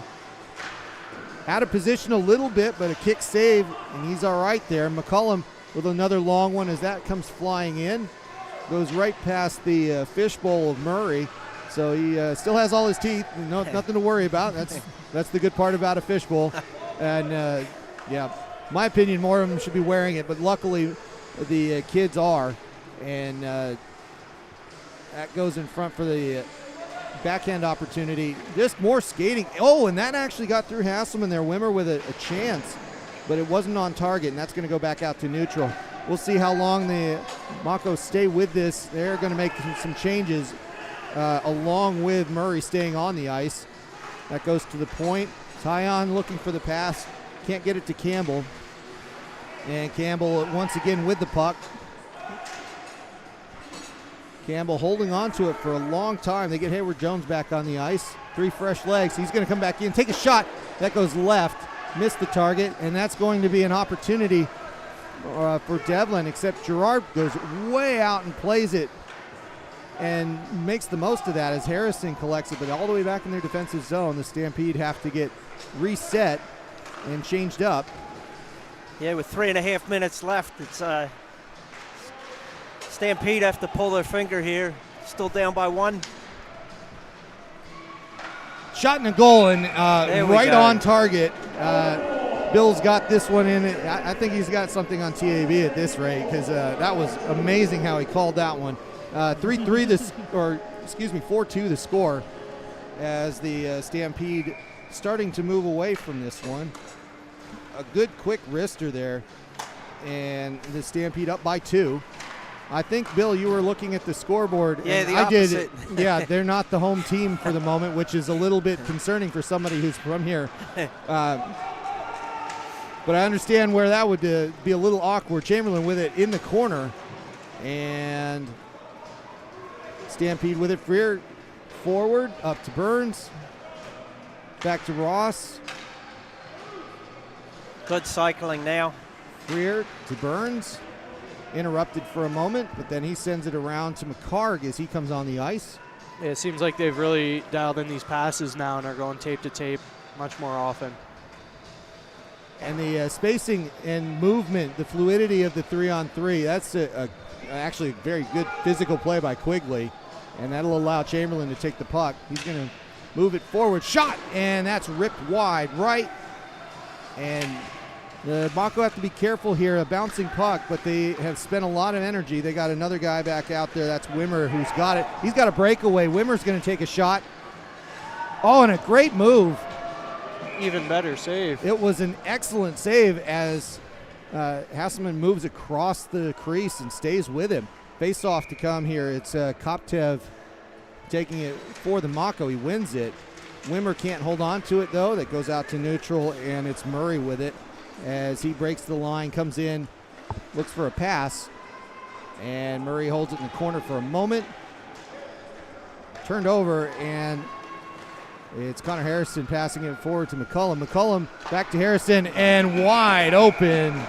That's another goal for the Stampede there. Yeah, as the Stampede seemed to be hitting their stride, the Mako seemed to be getting a bit fatigued. Yeah, that is definitely the case. Jake, what did you see on that one? It was number 8, Harrison there. If you noticed, instead of just taking off with the puck and going one-on-one, he slowed down, really, and let McCullum get up into the play, made it a 2-on-1. That allowed him to make a couple of back-and-forth passes and really just no chance for Gerard there in the net. And we're in the last minute of play here with the Mako down 3 goals. So this one looks pretty well put away here as that 5th goal really put any question out of this game. And the Stampede are going to have 3 wins for themselves as Freer turns. He got a kick save against him a minute ago. And there's another one. That is another quick pass, and it's Burns burying that one, making it 6-2. And that's about going to finish it here. I guess, Jake, the question for me is, do the Stampede, do you look like they'll be up to the task against the Swarm in the final if they get that far? Well, it seems like night 1 they went 0-2 in both close games.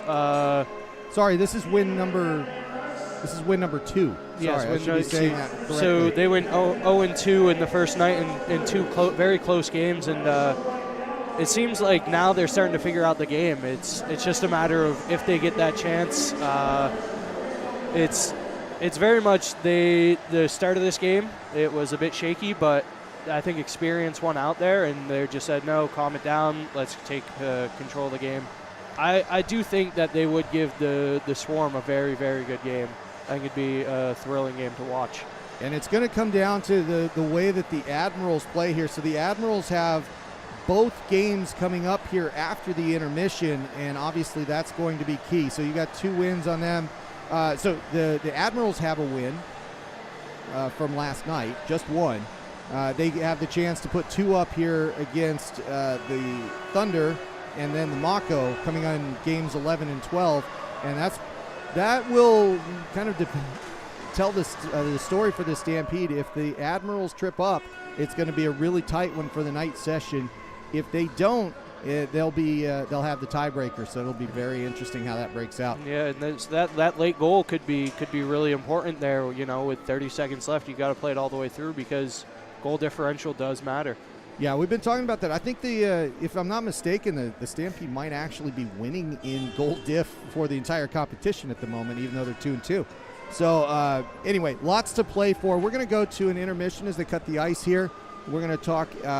We'll come back at you in about 9 minutes for games 11 and 12.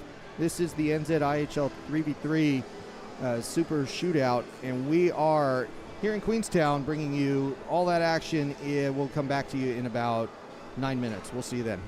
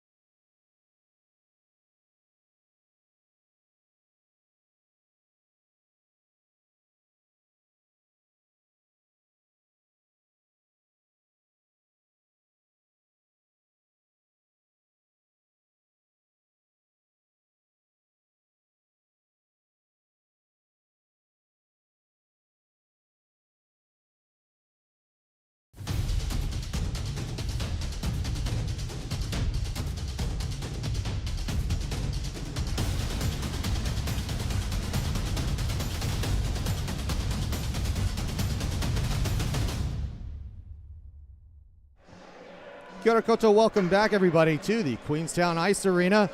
Game 11 coming up here between the Dunedin Phoenix Thunder and the West Auckland Admirals.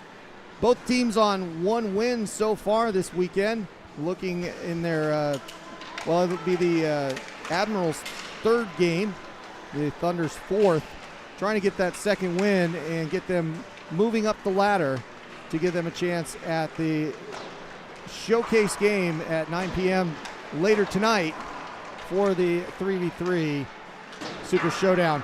Guys, Bill and Jake with us, Max on camera, Michael on the computer, and I've been impressed this afternoon.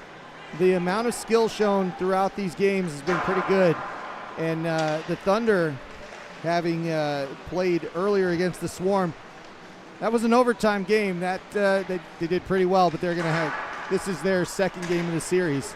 We'll be looking for some slower legs, or you guys think it's they'll have had enough break here? They're a young team. I think they'll be all right. It'll be interesting with the Admirals because they're playing next also, so it'll be interesting. They're both having, all teams get disadvantaged by a short time between them. Yeah. Jake, go ahead. Sorry. Yeah, I was just saying I was impressed with the Thunder earlier in their game one. I thought they looked really good against the Swarm. The one thing they just need to clean up was really the penalty shots. They went 0 for 6 late in the game, and that was the difference. They gave up a couple of penalty shots and couldn't score any of their own. Yeah, in general, they're really set up to do well in a tournament like this, but yes, they do have to execute. You're exactly right, Jake. The 12th game of this series, the last one of the session this afternoon, will be Admirals Mako. And the Admirals, like I said, they have one win. They're going to want to really badly get to 3 here so that they can have a better chance against the Stampede going into their game. And the Admirals have the Red Devils in tonight's session, so that looks like they'll be favored there. They'll probably be favored in this game as well, but I guess we'll see how it comes because the Thunder did play very well. As the Stampede will get this same Thunder team themselves in the evening session. So it'll be a very interesting one. The Swarm and Mako are going to be playing the last one before they get going. But we're talking about game 11 here, which is Thunder and Admirals, and we'll get going in just a minute. I guess, Jake, I'd ask you about the just the 3-on-3 format when you saw the Thunder playing earlier today. And I guess you thought they adapted well to the way the 3-on-3 was being played because they actually were back-checking pretty well. Was there anything that you kind of would emphasize if you were behind the bench for the Thunder that you'd be telling them right now? I'd just sit there and tell them, hey, we got to keep our heads because obviously we had ejections in that game, and keep our cool and play their game. You know, they had the lead against the Swarm, who is currently sitting number 1 with about 2 minutes left. They had the lead, and then it was, you know, just execution late game and on those penalty shots, and then the Swarm ended up winning, and that the overtime, the shootout. And so if I'm the coach, I'm saying just keep doing what we were doing earlier today, and just clean up a little bit and try and execute. Yeah. And Bill, your thoughts going into this game? Anything that you're looking for, or now that you're kind of getting up to speed with this whole 3-on-3 thing? Yeah, I think Jake hit the nail on the head when he said you've got to make them pay for penalties, and it's just like in regular hockey. You get a power play and you don't make that team pay. Usually that determines games. Yep. Yeah, and in this case, like you said, Parr was excellent on the saves. I think he went 6 for 6 in the second half there. So that is immense, as is goaltending in general in a 3-on-3 situation. The rosters themselves are a little short. They're exactly the same as the teams. There's no changes throughout the weekend, so it'll be the same players out there. And we'll be getting underway here in just a minute. So while you're waiting, if you're sitting here watching YouTube on a browser and you have a chance to hit the like button and there's a thumbs up there for us, do us a great favor and give it a click so that we can get the live stream, especially for this evening, out in front of people, other hockey fans around the world, so they get a chance to see it when it pops up on their front screen. It's very appreciated if you can do it and help us out with that so that we can bring this game here in Queenstown, New Zealand to everybody across the world. Be careful here for those of you with a little bit of a color blindness. It is a navy versus black situation. The Thunder have the green shoulder pad. So if you have to disambiguate, the different shoulder is the Thunder team here. Daigle taken down, and that is a call, so there's going to be a penalty shot right away. Blair touching up, and as Daigle took a dive, well, I should say, I didn't mean it that way. He hit the floor. He didn't dive. He got the blade in his stick by flight. And Daigle's going to take this shot, penalty shot early, and we'll see if the Admirals can make something of this. Puck's live now. Daigle takes a wraparound, and that gets knocked aside. So we continue on. And that puck goes out to neutral. It's Bumgarner coming up the left side looking for some help, but he takes a shot anyways, goes wide. That rings right around and goes deep into the other side, crosses the goal line. Steven gets there first ahead of his defender. It's Regan who's fighting him there, and that goes back out to neutral. This is something that the better teams have been doing well. Cistrone takes the shot. That gets knocked down by Beck and pushed aside by Steitley. Allen has it now. We're seeing that a lot more this session, where teams are willing to take the puck out of their offensive zone to reset. Not really getting too deep, but gets them back to the points, and it's worked well. Yeah, a regroup and a re-attack with speed is definitely something you like to see in a 3-on-3. And that pattern has emerged. We'll see how that works out. Henry with it, takes the zone, takes the shot, and that's a goal. Wow. That was a low one that just looked like, I think Beck maybe thought that was going to just go to the side and be a rebound play, but it was inside the pipe, and the Admirals take the lead 1-0 2 minutes into this game. Yeah, you have to wonder if he was in the wrong position. You know, if he thought he was closer to the post. Yeah, and just to be clear, that's Brienne Beck, so that's a she. And yeah, I think she was just a little bit out there. It almost looked like it caught a defender's stick and just surprised her in net there. High shot from Lewis going off the glass. That's coming right back from Chamberlain. Whipped that one left of the goal that time. Darling with it now. He flips it forward, goes out. 2-on-0 here. And Lewis trying to leave it behind. Couldn't do it. Bumgarner not able to get anything other than just the equipment there. Chaba looking at that one as a relatively easy save. It was dangerous as they walked it in, but it went a little too far. That puck goes to Beckstead. Sorry, not Bumgarner. Beckstead had it. That puck rolls around. Blair with it. Blair coming through. Chamberlain collects it. Good nifty pass off the board to himself there. Hayward Jones has it for a moment. He's hacked at. That's turned around. Blair's going to have a chance. Blair takes it. Oh, great glove save by Chaba. He's got to play this when it goes back out. But it goes to Flight first. Flight holds on to it. All three Admirals have to back check as the Bumgarner and Steitley were coming back onto the ice for the Thunder. And there's Daigle with it, mustache and all, looking for the long pass. Forward to Kunst. Flight gets there first, and the Thunder collect and have had the better run of play for the last 2 minutes, despite the score line here. So we'll see how that turns around. Chaba holds it on the stick. Back to Daigle. Steitley can't get it.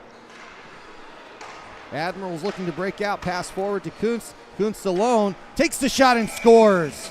Goes blocker side, catches a little bit of the pipe, puts it in. 2-0. We'll see if we've got that one on replay. We do. And this is going to go to Kunst first.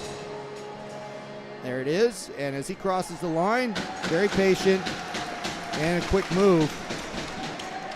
And Regan getting the, finding out that ice is slick and slippery occasionally.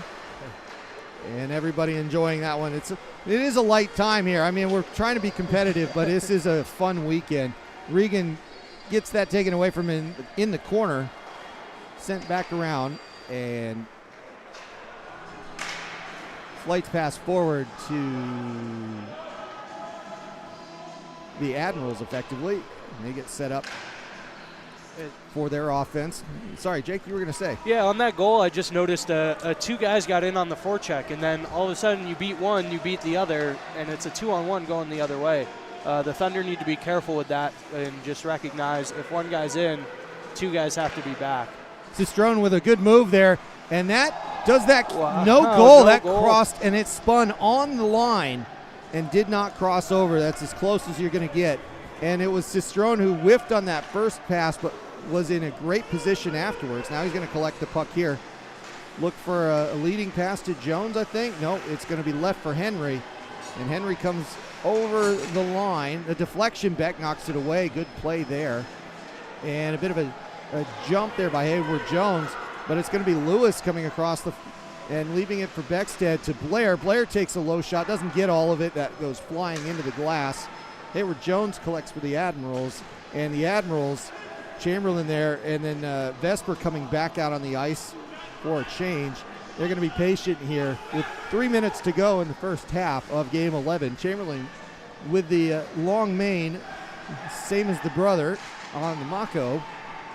Although maybe it's a contest who's got the better locks there. We'll see. We'll have to talk to him about that. We had pizza last night with Seth, so we'll see where this goes. Vesper leaving that for himself. He goes and chases it down. And Beckstead gets there first with the Thunder, looking to clear. He does send it the length of the ice up the left side. Baumgartner's the only one there. He takes the shot, misses wide as that rolled off the blade, and he didn't get it all. Flight's going to chase that one down. And Flight has the puck as the Thunder, that is, Kuntz is going to get called there for the trip. I wasn't sure. I looked up and one referee didn't have his arms up, and for a split second I thought, what did I just see? And then the other one did. So there you go. So penalty shot coming up for the Kuntz Thunder. doesn't seem too happy about it either. He's still got his palms up in the air. It's one of those where every time you're trailing and somebody goes down, it's no matter if you got stick or what, it's going to be a penalty. Flight missing that one as that's knocked aside by Chabo. And we're back in play. Baumgartner first to the puck as it comes from behind. He looks for a pass to Steitley. Steitley with a shot goes high, and that one's going to ring around and go to the red line here for Flight. A couple of changes for the Thunder here. Flight with a wrister that's deflected in. Vandermeulen pushing that aside. And Allen takes it in 1-on-2. He gets knocked over. Daigle with the awareness to look for Vandermeulen. Gets it back. Daigle holding it, skating a little bit backwards to side to forward and trying to get some sort of a wrap around there, but instead he passes to Vandermeulen. Goes across back. Daigle's shot goes around and comes out. Good ideas there, and a very aware player. Daigle's got the puck. He can survey the ice as Beckstead goes for the forecheck up to Cistrone.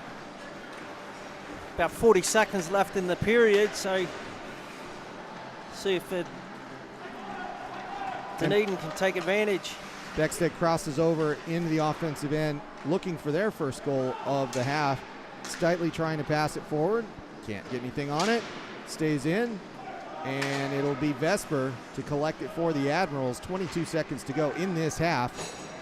Lost a blade. There's been a couple of instances over in that corner. Makes me wonder if that ice is not quite right and needing a little bit of a repair. We'll have to see.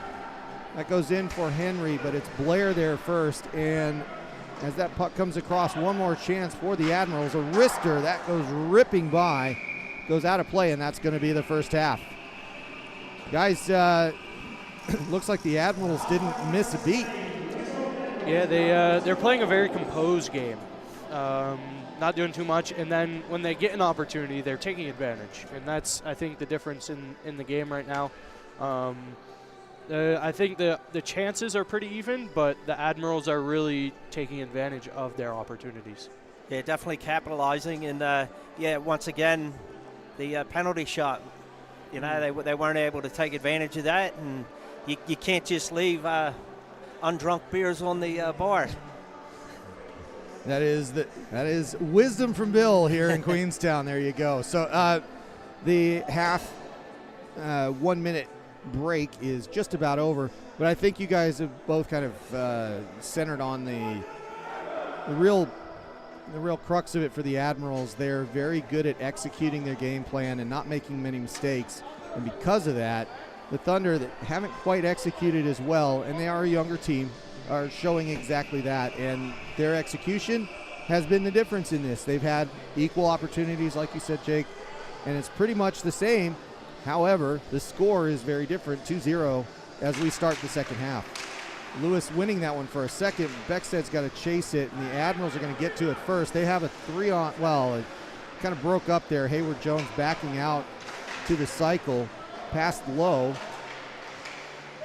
and that's a goal. We're going to have to see that one again. I think I blinked and didn't quite get what was going on there, but yes. It's Chamberlain, I think, that had that one. Seemed a little bit of a lazy play by the defense there. Everybody was watching it. And I can't say I blame him. I think my eyes were lazy on that because it was so weird how that one just kind of went around.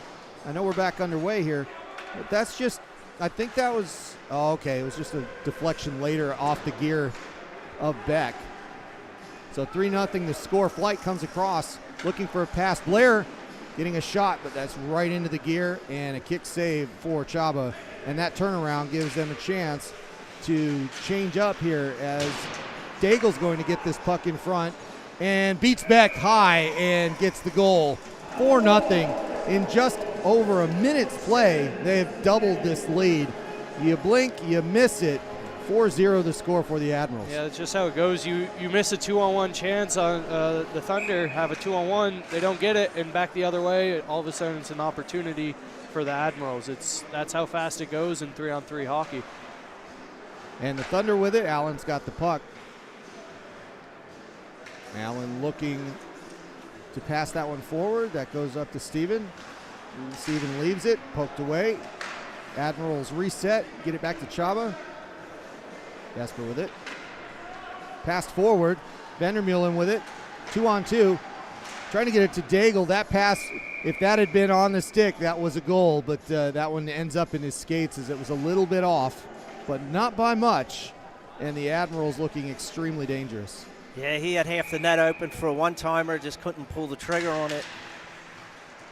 Thunder win this face-off and move it out of the zone, but it's collected again by Regan. He walks it in, comes up the left side, holds the puck, sits in the corner, looks for a pass, gets it to Sestrone. Sestrone with a low pass forward. That's kicked aside by the goaltender. Beck looking at it just to make sure.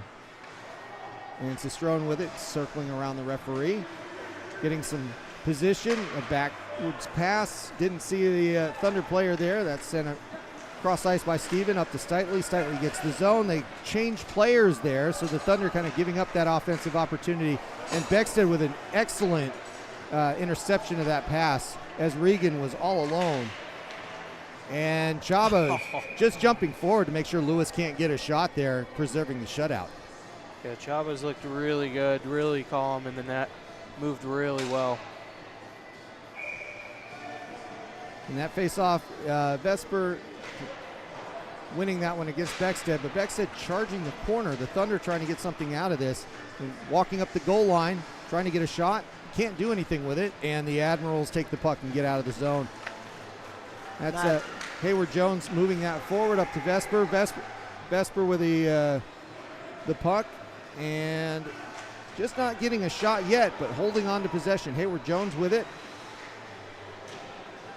Up against the boards. Chamberlain coming over. Everybody in the corner, it seems. It's a little weird when you only see one other set of players with Lewis out there. But that is 3-on-3. Lewis for the outlet. He's going to skate up, take the middle, go to the right side. A little bit of speed, but a long shot. Beckstead collects it at the far point.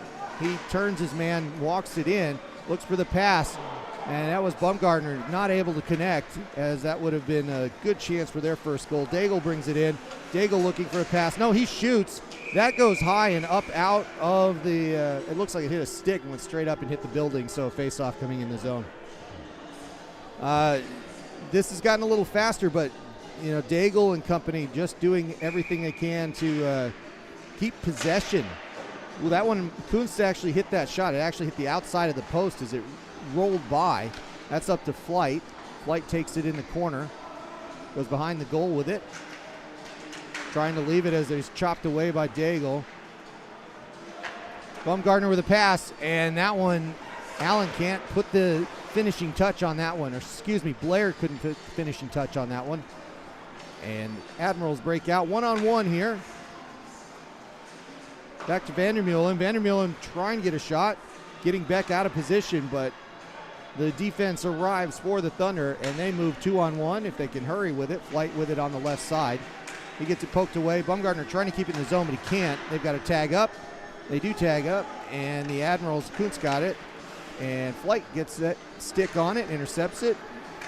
All three in the zone. Steitley with a chance here, shot, and that goes high into, well, it actually ends up in the net, but it did hit, it went out of the, hit the building up top, hit the roof, and that's why they stopped play. So obviously it did not count. Guys, the Thunder kind of coming back a little bit here, but just not able to get good quality shots yet. Yeah, it's just good chances. Just the Admirals are not giving them that second chance, that rebound, which is really maybe they're looking for those rebounds. Well, they can't beat Java clean here. Cistrone had to take that one back, as I think it was flagged as an offside, and they all had to touch up, so that's why they backed out of it. Vesper with it, knocked away by Allen. Or sorry, that's Henry with it there, not Vesper. And Regan coming up the right side. He's going to go on the outside, looking at Cistrone as it's a 2-on-1. Tries to saucer it over to Cistrone, but it just doesn't get to the ice quick enough. Just under 3 minutes to go with this one. 4-0 to score. The Admirals in full control. The Admirals trying to get their second win of the weekend in their third game. Shot. What a glove save by Beck. Hopefully we've got that one. My goodness. Heck of a glove save. Let's see if that is an opportunity that just got snatched right out of the air. Oh, that's a good one. There you go. Face-off coming in for the Thunder. They win that one. Trying to get that long pass up to Lewis. Lewis can't handle it. Not icing, of course, because it's not in play for the 3-on-3 tournament. That's coming by and goes to Darling. Darling's got to collect. And remember, even though it's 4-0, goal diff may play a part in this outcome. So both teams are going to be playing for every goal. Baumgartner throwing it through the crease and that slot area, nobody home. And the Admirals break 2-on-1. If Chamberlain can get ahead, that's the pass. Deflection that goes into the corner. And the Thunder trying to move out. Beckstead moving over the blue line, leaving it for, no, Lewis is behind him, trying to get into position. Goes out to Blair. Blair with a backhand, knocked aside by Chaba. Blair with it. Flight. Low shot, that's off target. Comes out of the zone. Daigle's going to get there first, 1-on-2. He holds up. Beautiful split of the defenders there.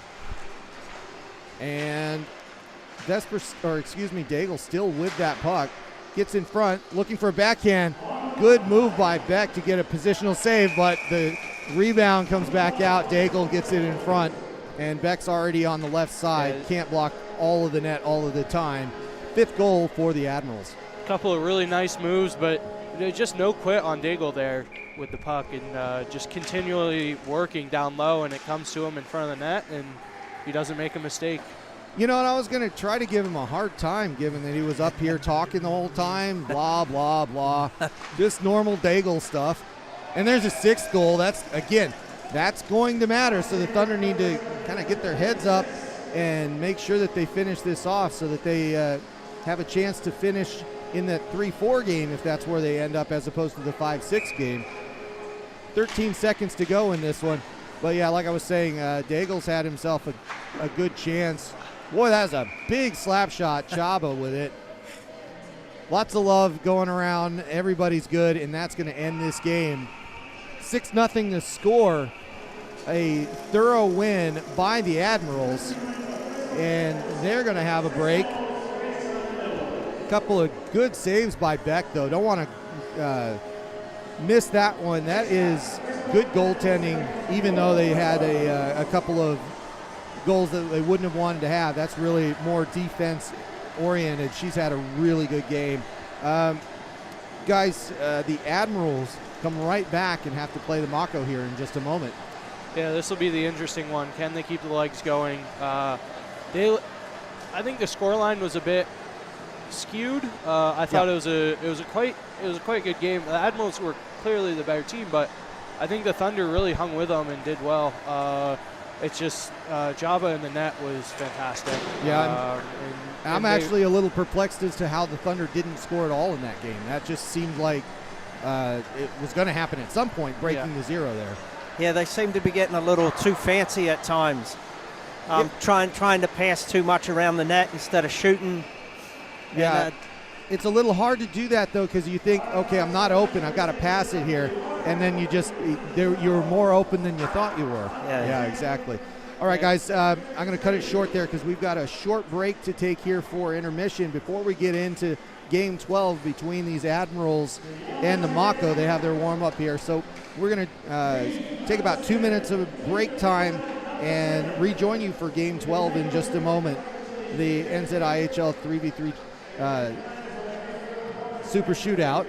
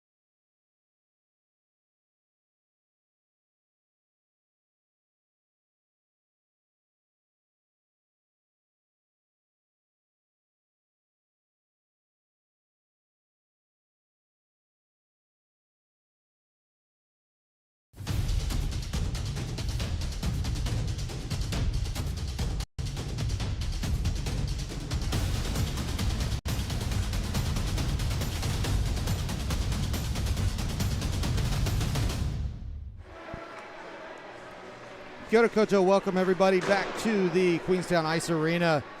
Game 12 of pool play, the last one of this afternoon session, and we've got the Auckland Mako and the West Auckland Admirals. Actually, should I say Tamaki Makoto Mako? I mean, that's a mouthful. That's tough, but the Mako, nonetheless, are about to take on their fourth game, as well as the Admirals. The Admirals just picking up the win in the prior one against the Thunder, and as they get ready here, the Mako really need this one if they want to jump up to the mid-level game. This will be their chance to make a big impression on this afternoon or this weekend's tournament. Guys, thoughts? I was really impressed with the Mako in their game one against the Stampede. They showed a level of maturity playing against them. At the end, the Stampede kind of took over, but it was a very, very close game for most of it. So I'm excited to see what they do here against the Admirals.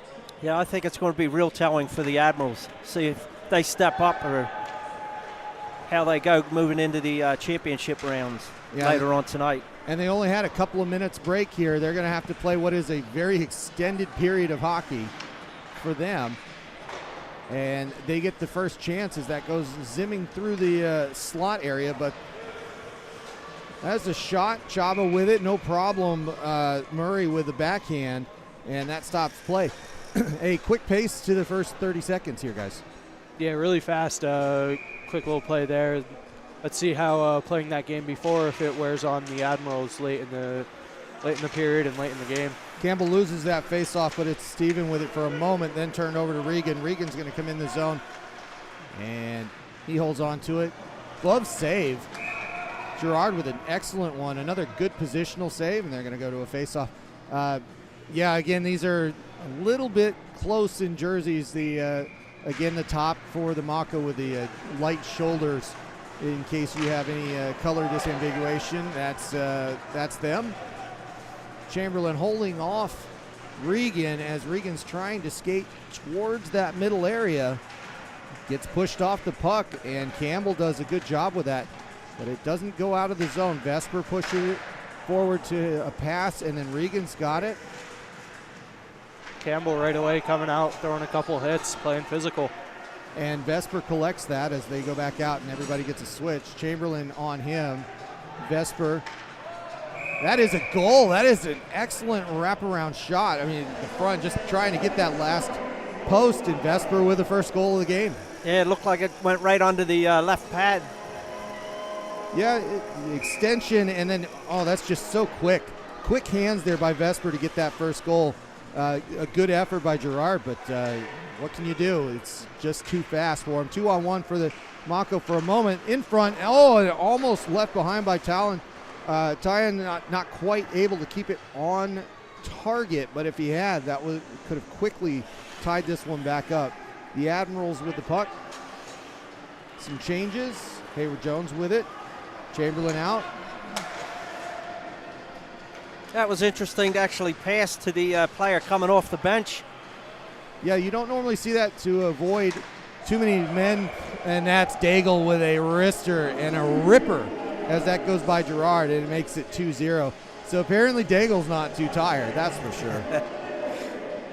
Yeah, you don't normally see that, Bill, because you don't want to tempt the referee into a too many players penalty. When there's only 3 on the ice, you gotta pass to somebody. That's a very good point. Quigley taking it down the left side. And that puck goes out of the zone, going to be collected. Murray's got it. Murray's looking around. Murray looking and surveying his options. Goes for the dump in.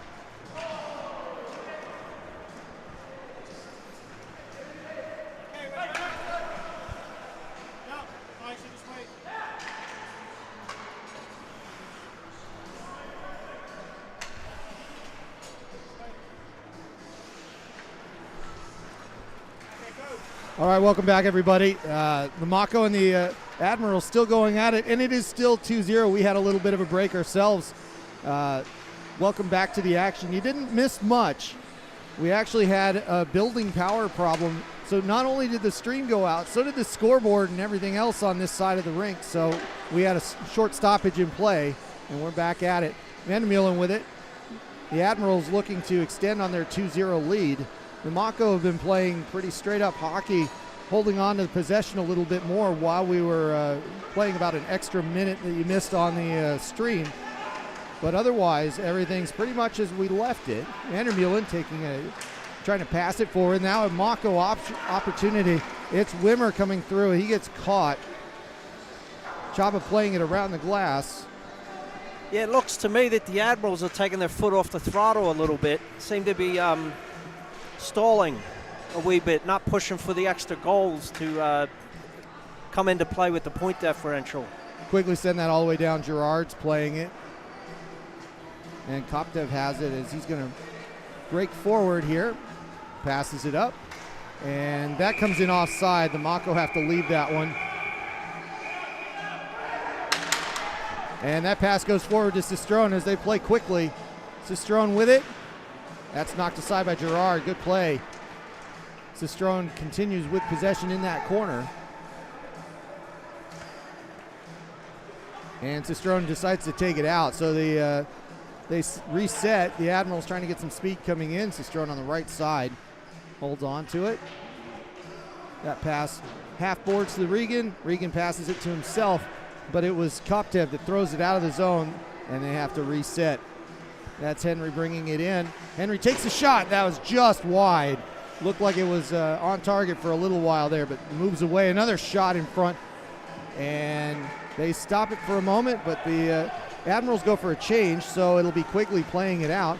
Quigley plays it forward to Steven. Then Steven with it. Takes the shot, misses right. Sebastian with it. Sebastian Chamberlain, and he's got it for just another moment. Hayward Jones takes him off the puck, and that's going to be a penalty to Hayward Jones as he took Chamberlain right off his skates, and that's going to be a penalty shot for the Mako to try to cut this lead in half. Yeah, he absolutely mugged him. He did. He should have looked for his wallet to see if it was still there. Chamberlain gets knocked away by Chaba, and play continues here. 2-0 the score still as we go into the last minute of the first half. And there goes Vesper on his Vespa as he's trying to zoom in, gets some speed, but he gets knocked off the puck immediately.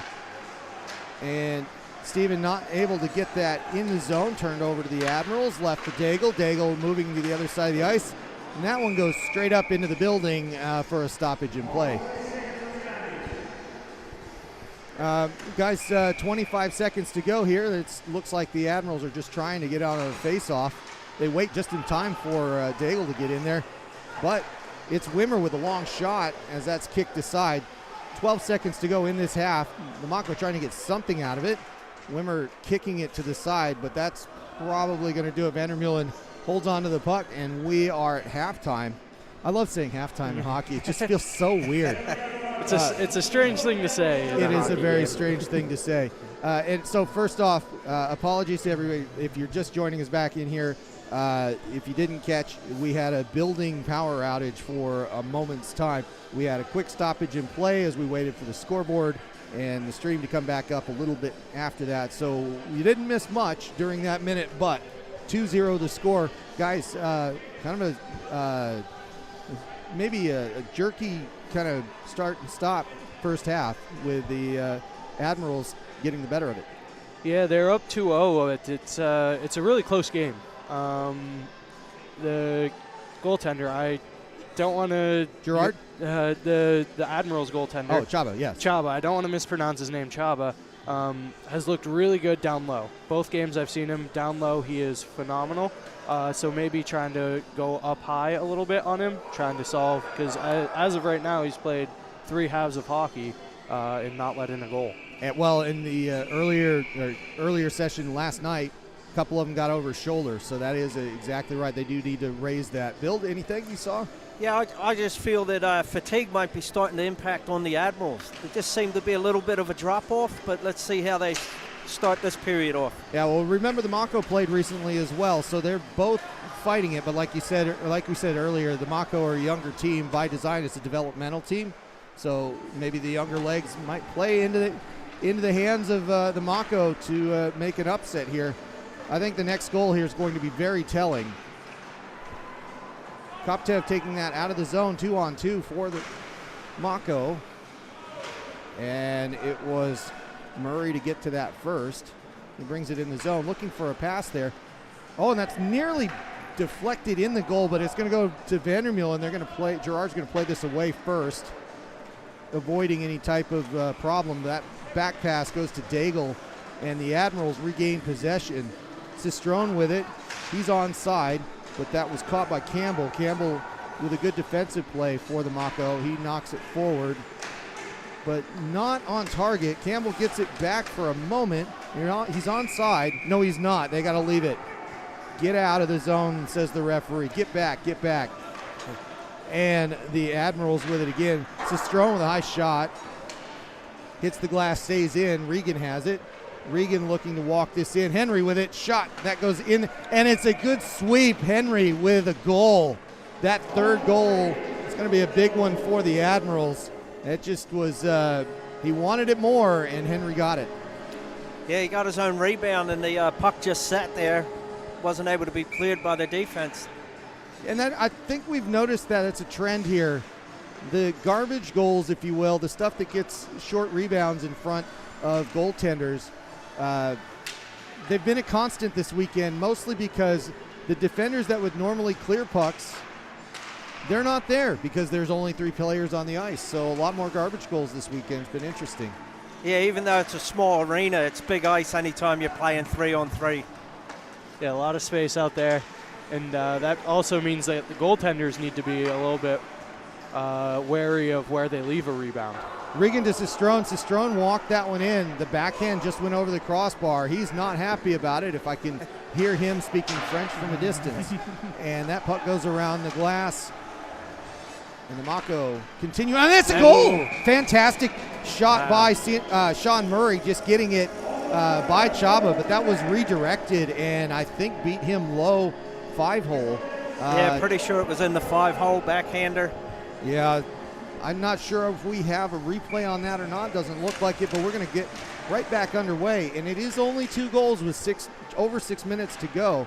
The Mako have a chance to make something of this and make a very big imprint on this tournament. Low shot. Chaba knocks it aside. That goes up and out of play. Koptev with a long one there. Yeah, you definitely like to see these young guys skating and really just competing with these teams. And it's been very close games with them. The Admirals getting back into position. Face-off starts, and it's Quigley with the win on that. He has the puck. Looking for a pass in front. Another shot. That was Koptev trying to get in the right spot at the right time. He was just a little too close to Chaba there. And Jake, it's Chaba Kirko Magos. So good luck with that. That's why we go with Chaba. And Daigle with a low shot. That's off target. Just kind of rolled off the stick as he was trying to get a low, heavy shot. And Sean Murray knocking it in. Vandermeulen getting the puck and looking for a long one for Daigle, but instead he goes the other way to Kunst. Kunst has it. Waits, wow, and a fantastic save by Gerard. Yeah, I thought it was Campbell that cleared that out of the crease. And then that goes to Chamberlain. Chamberlain with it. Up to Regan. Regan gains the zone, has it all in alone, and that's another good save by Gerard as he follows across the crease and puts the pad in the right spot. Flipped forward, and that's Henry trying to get something on that funny pass. No velocity on the shot, though, and knocked aside by Gerard.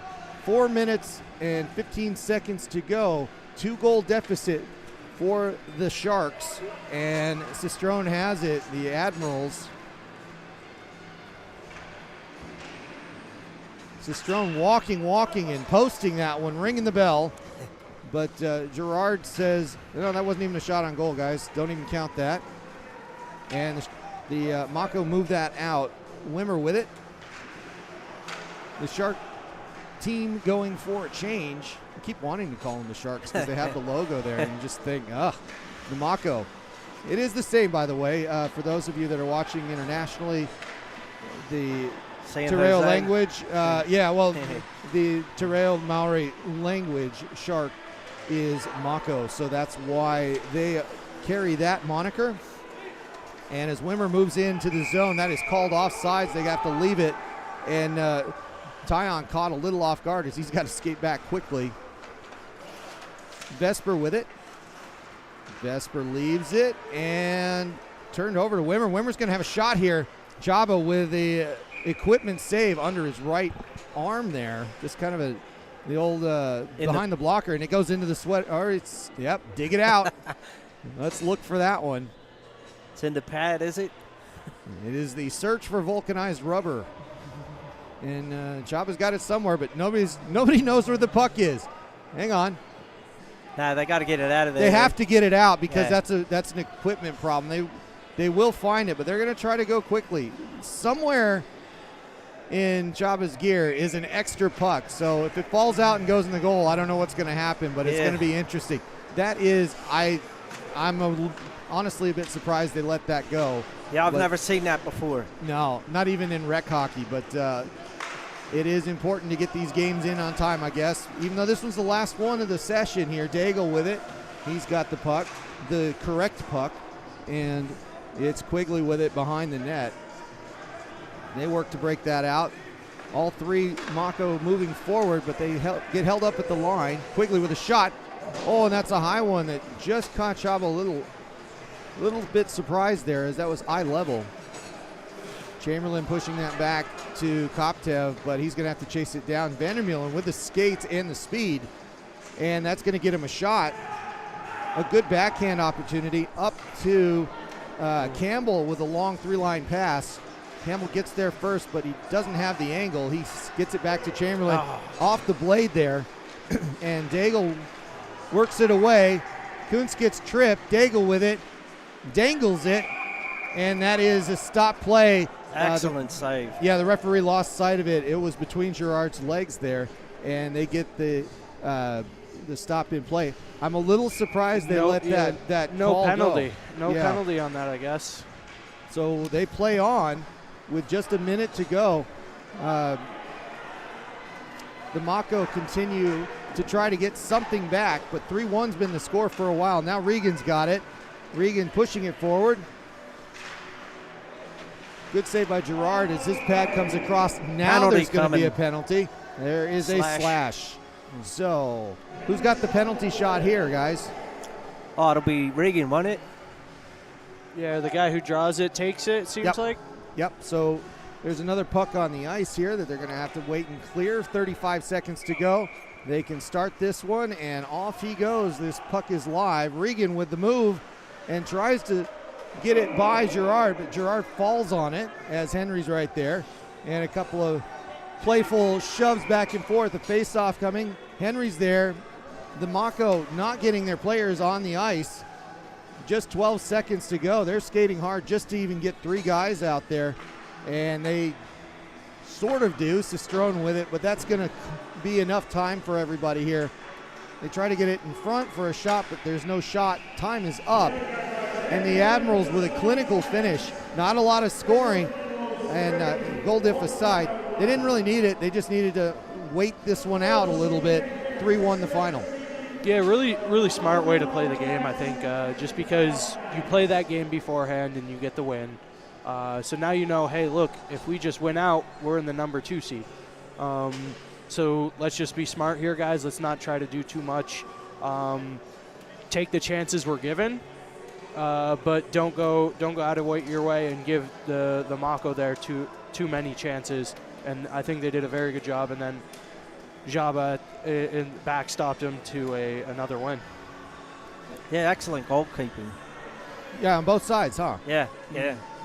No, it was really good. Yeah, interesting with the puck lost in the equipment. Yeah. Let's see if he's still there. Hang on a sec. Hey, Chaba, you find your puck yet? Is it still in there? Did you find it? He still doesn't know where it is. All right, so there you go. It's lost. There's a puck in there somewhere.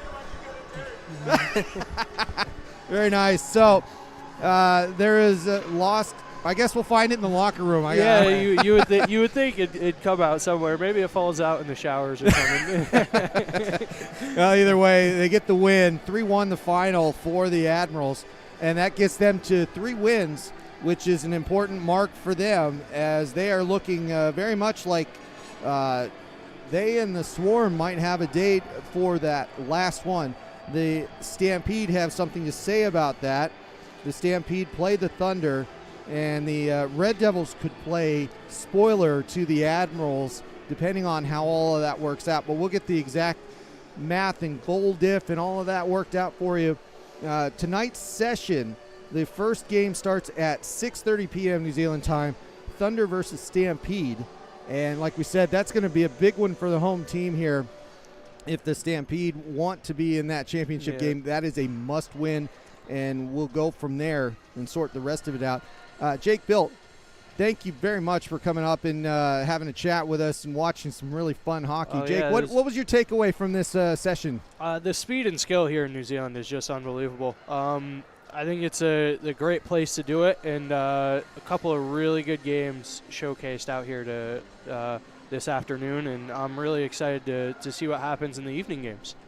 And Bill, I know you said you had to go get a feed for both you and the animals here, so thank you for the recommendations. But as you get kind of a takeaway from this, is there anything that really draws you to the 3-on-3 game that says this is different than 5-on-5 hockey for you? Oh, it's definitely you have to play the game differently. You can't put as many hits in because you don't have the numbers to fill the gaps. When you're back playing after a hit or when you commit yourself to something. So it's definitely a quicker game, shorter shifts, big ice, and I'm looking forward to tonight's games. And if anybody's in the Queenstown area, please pop down to the Queenstown rink this evening. It's going to be wonderful hockey tonight. Yeah, we'll look forward to seeing you guys out there. We're going to wrap it right there for Jake and Bill. My name's Matt Chavez. We will bring you the evening session in about 5 hours or so, and we will bring you the Thunder and Stampede for Game 13 in the pool. In the meantime, have a good break. We'll talk to you soon, and enjoy what is the NZIHL 3v3 Super Showdown. We'll see you this evening.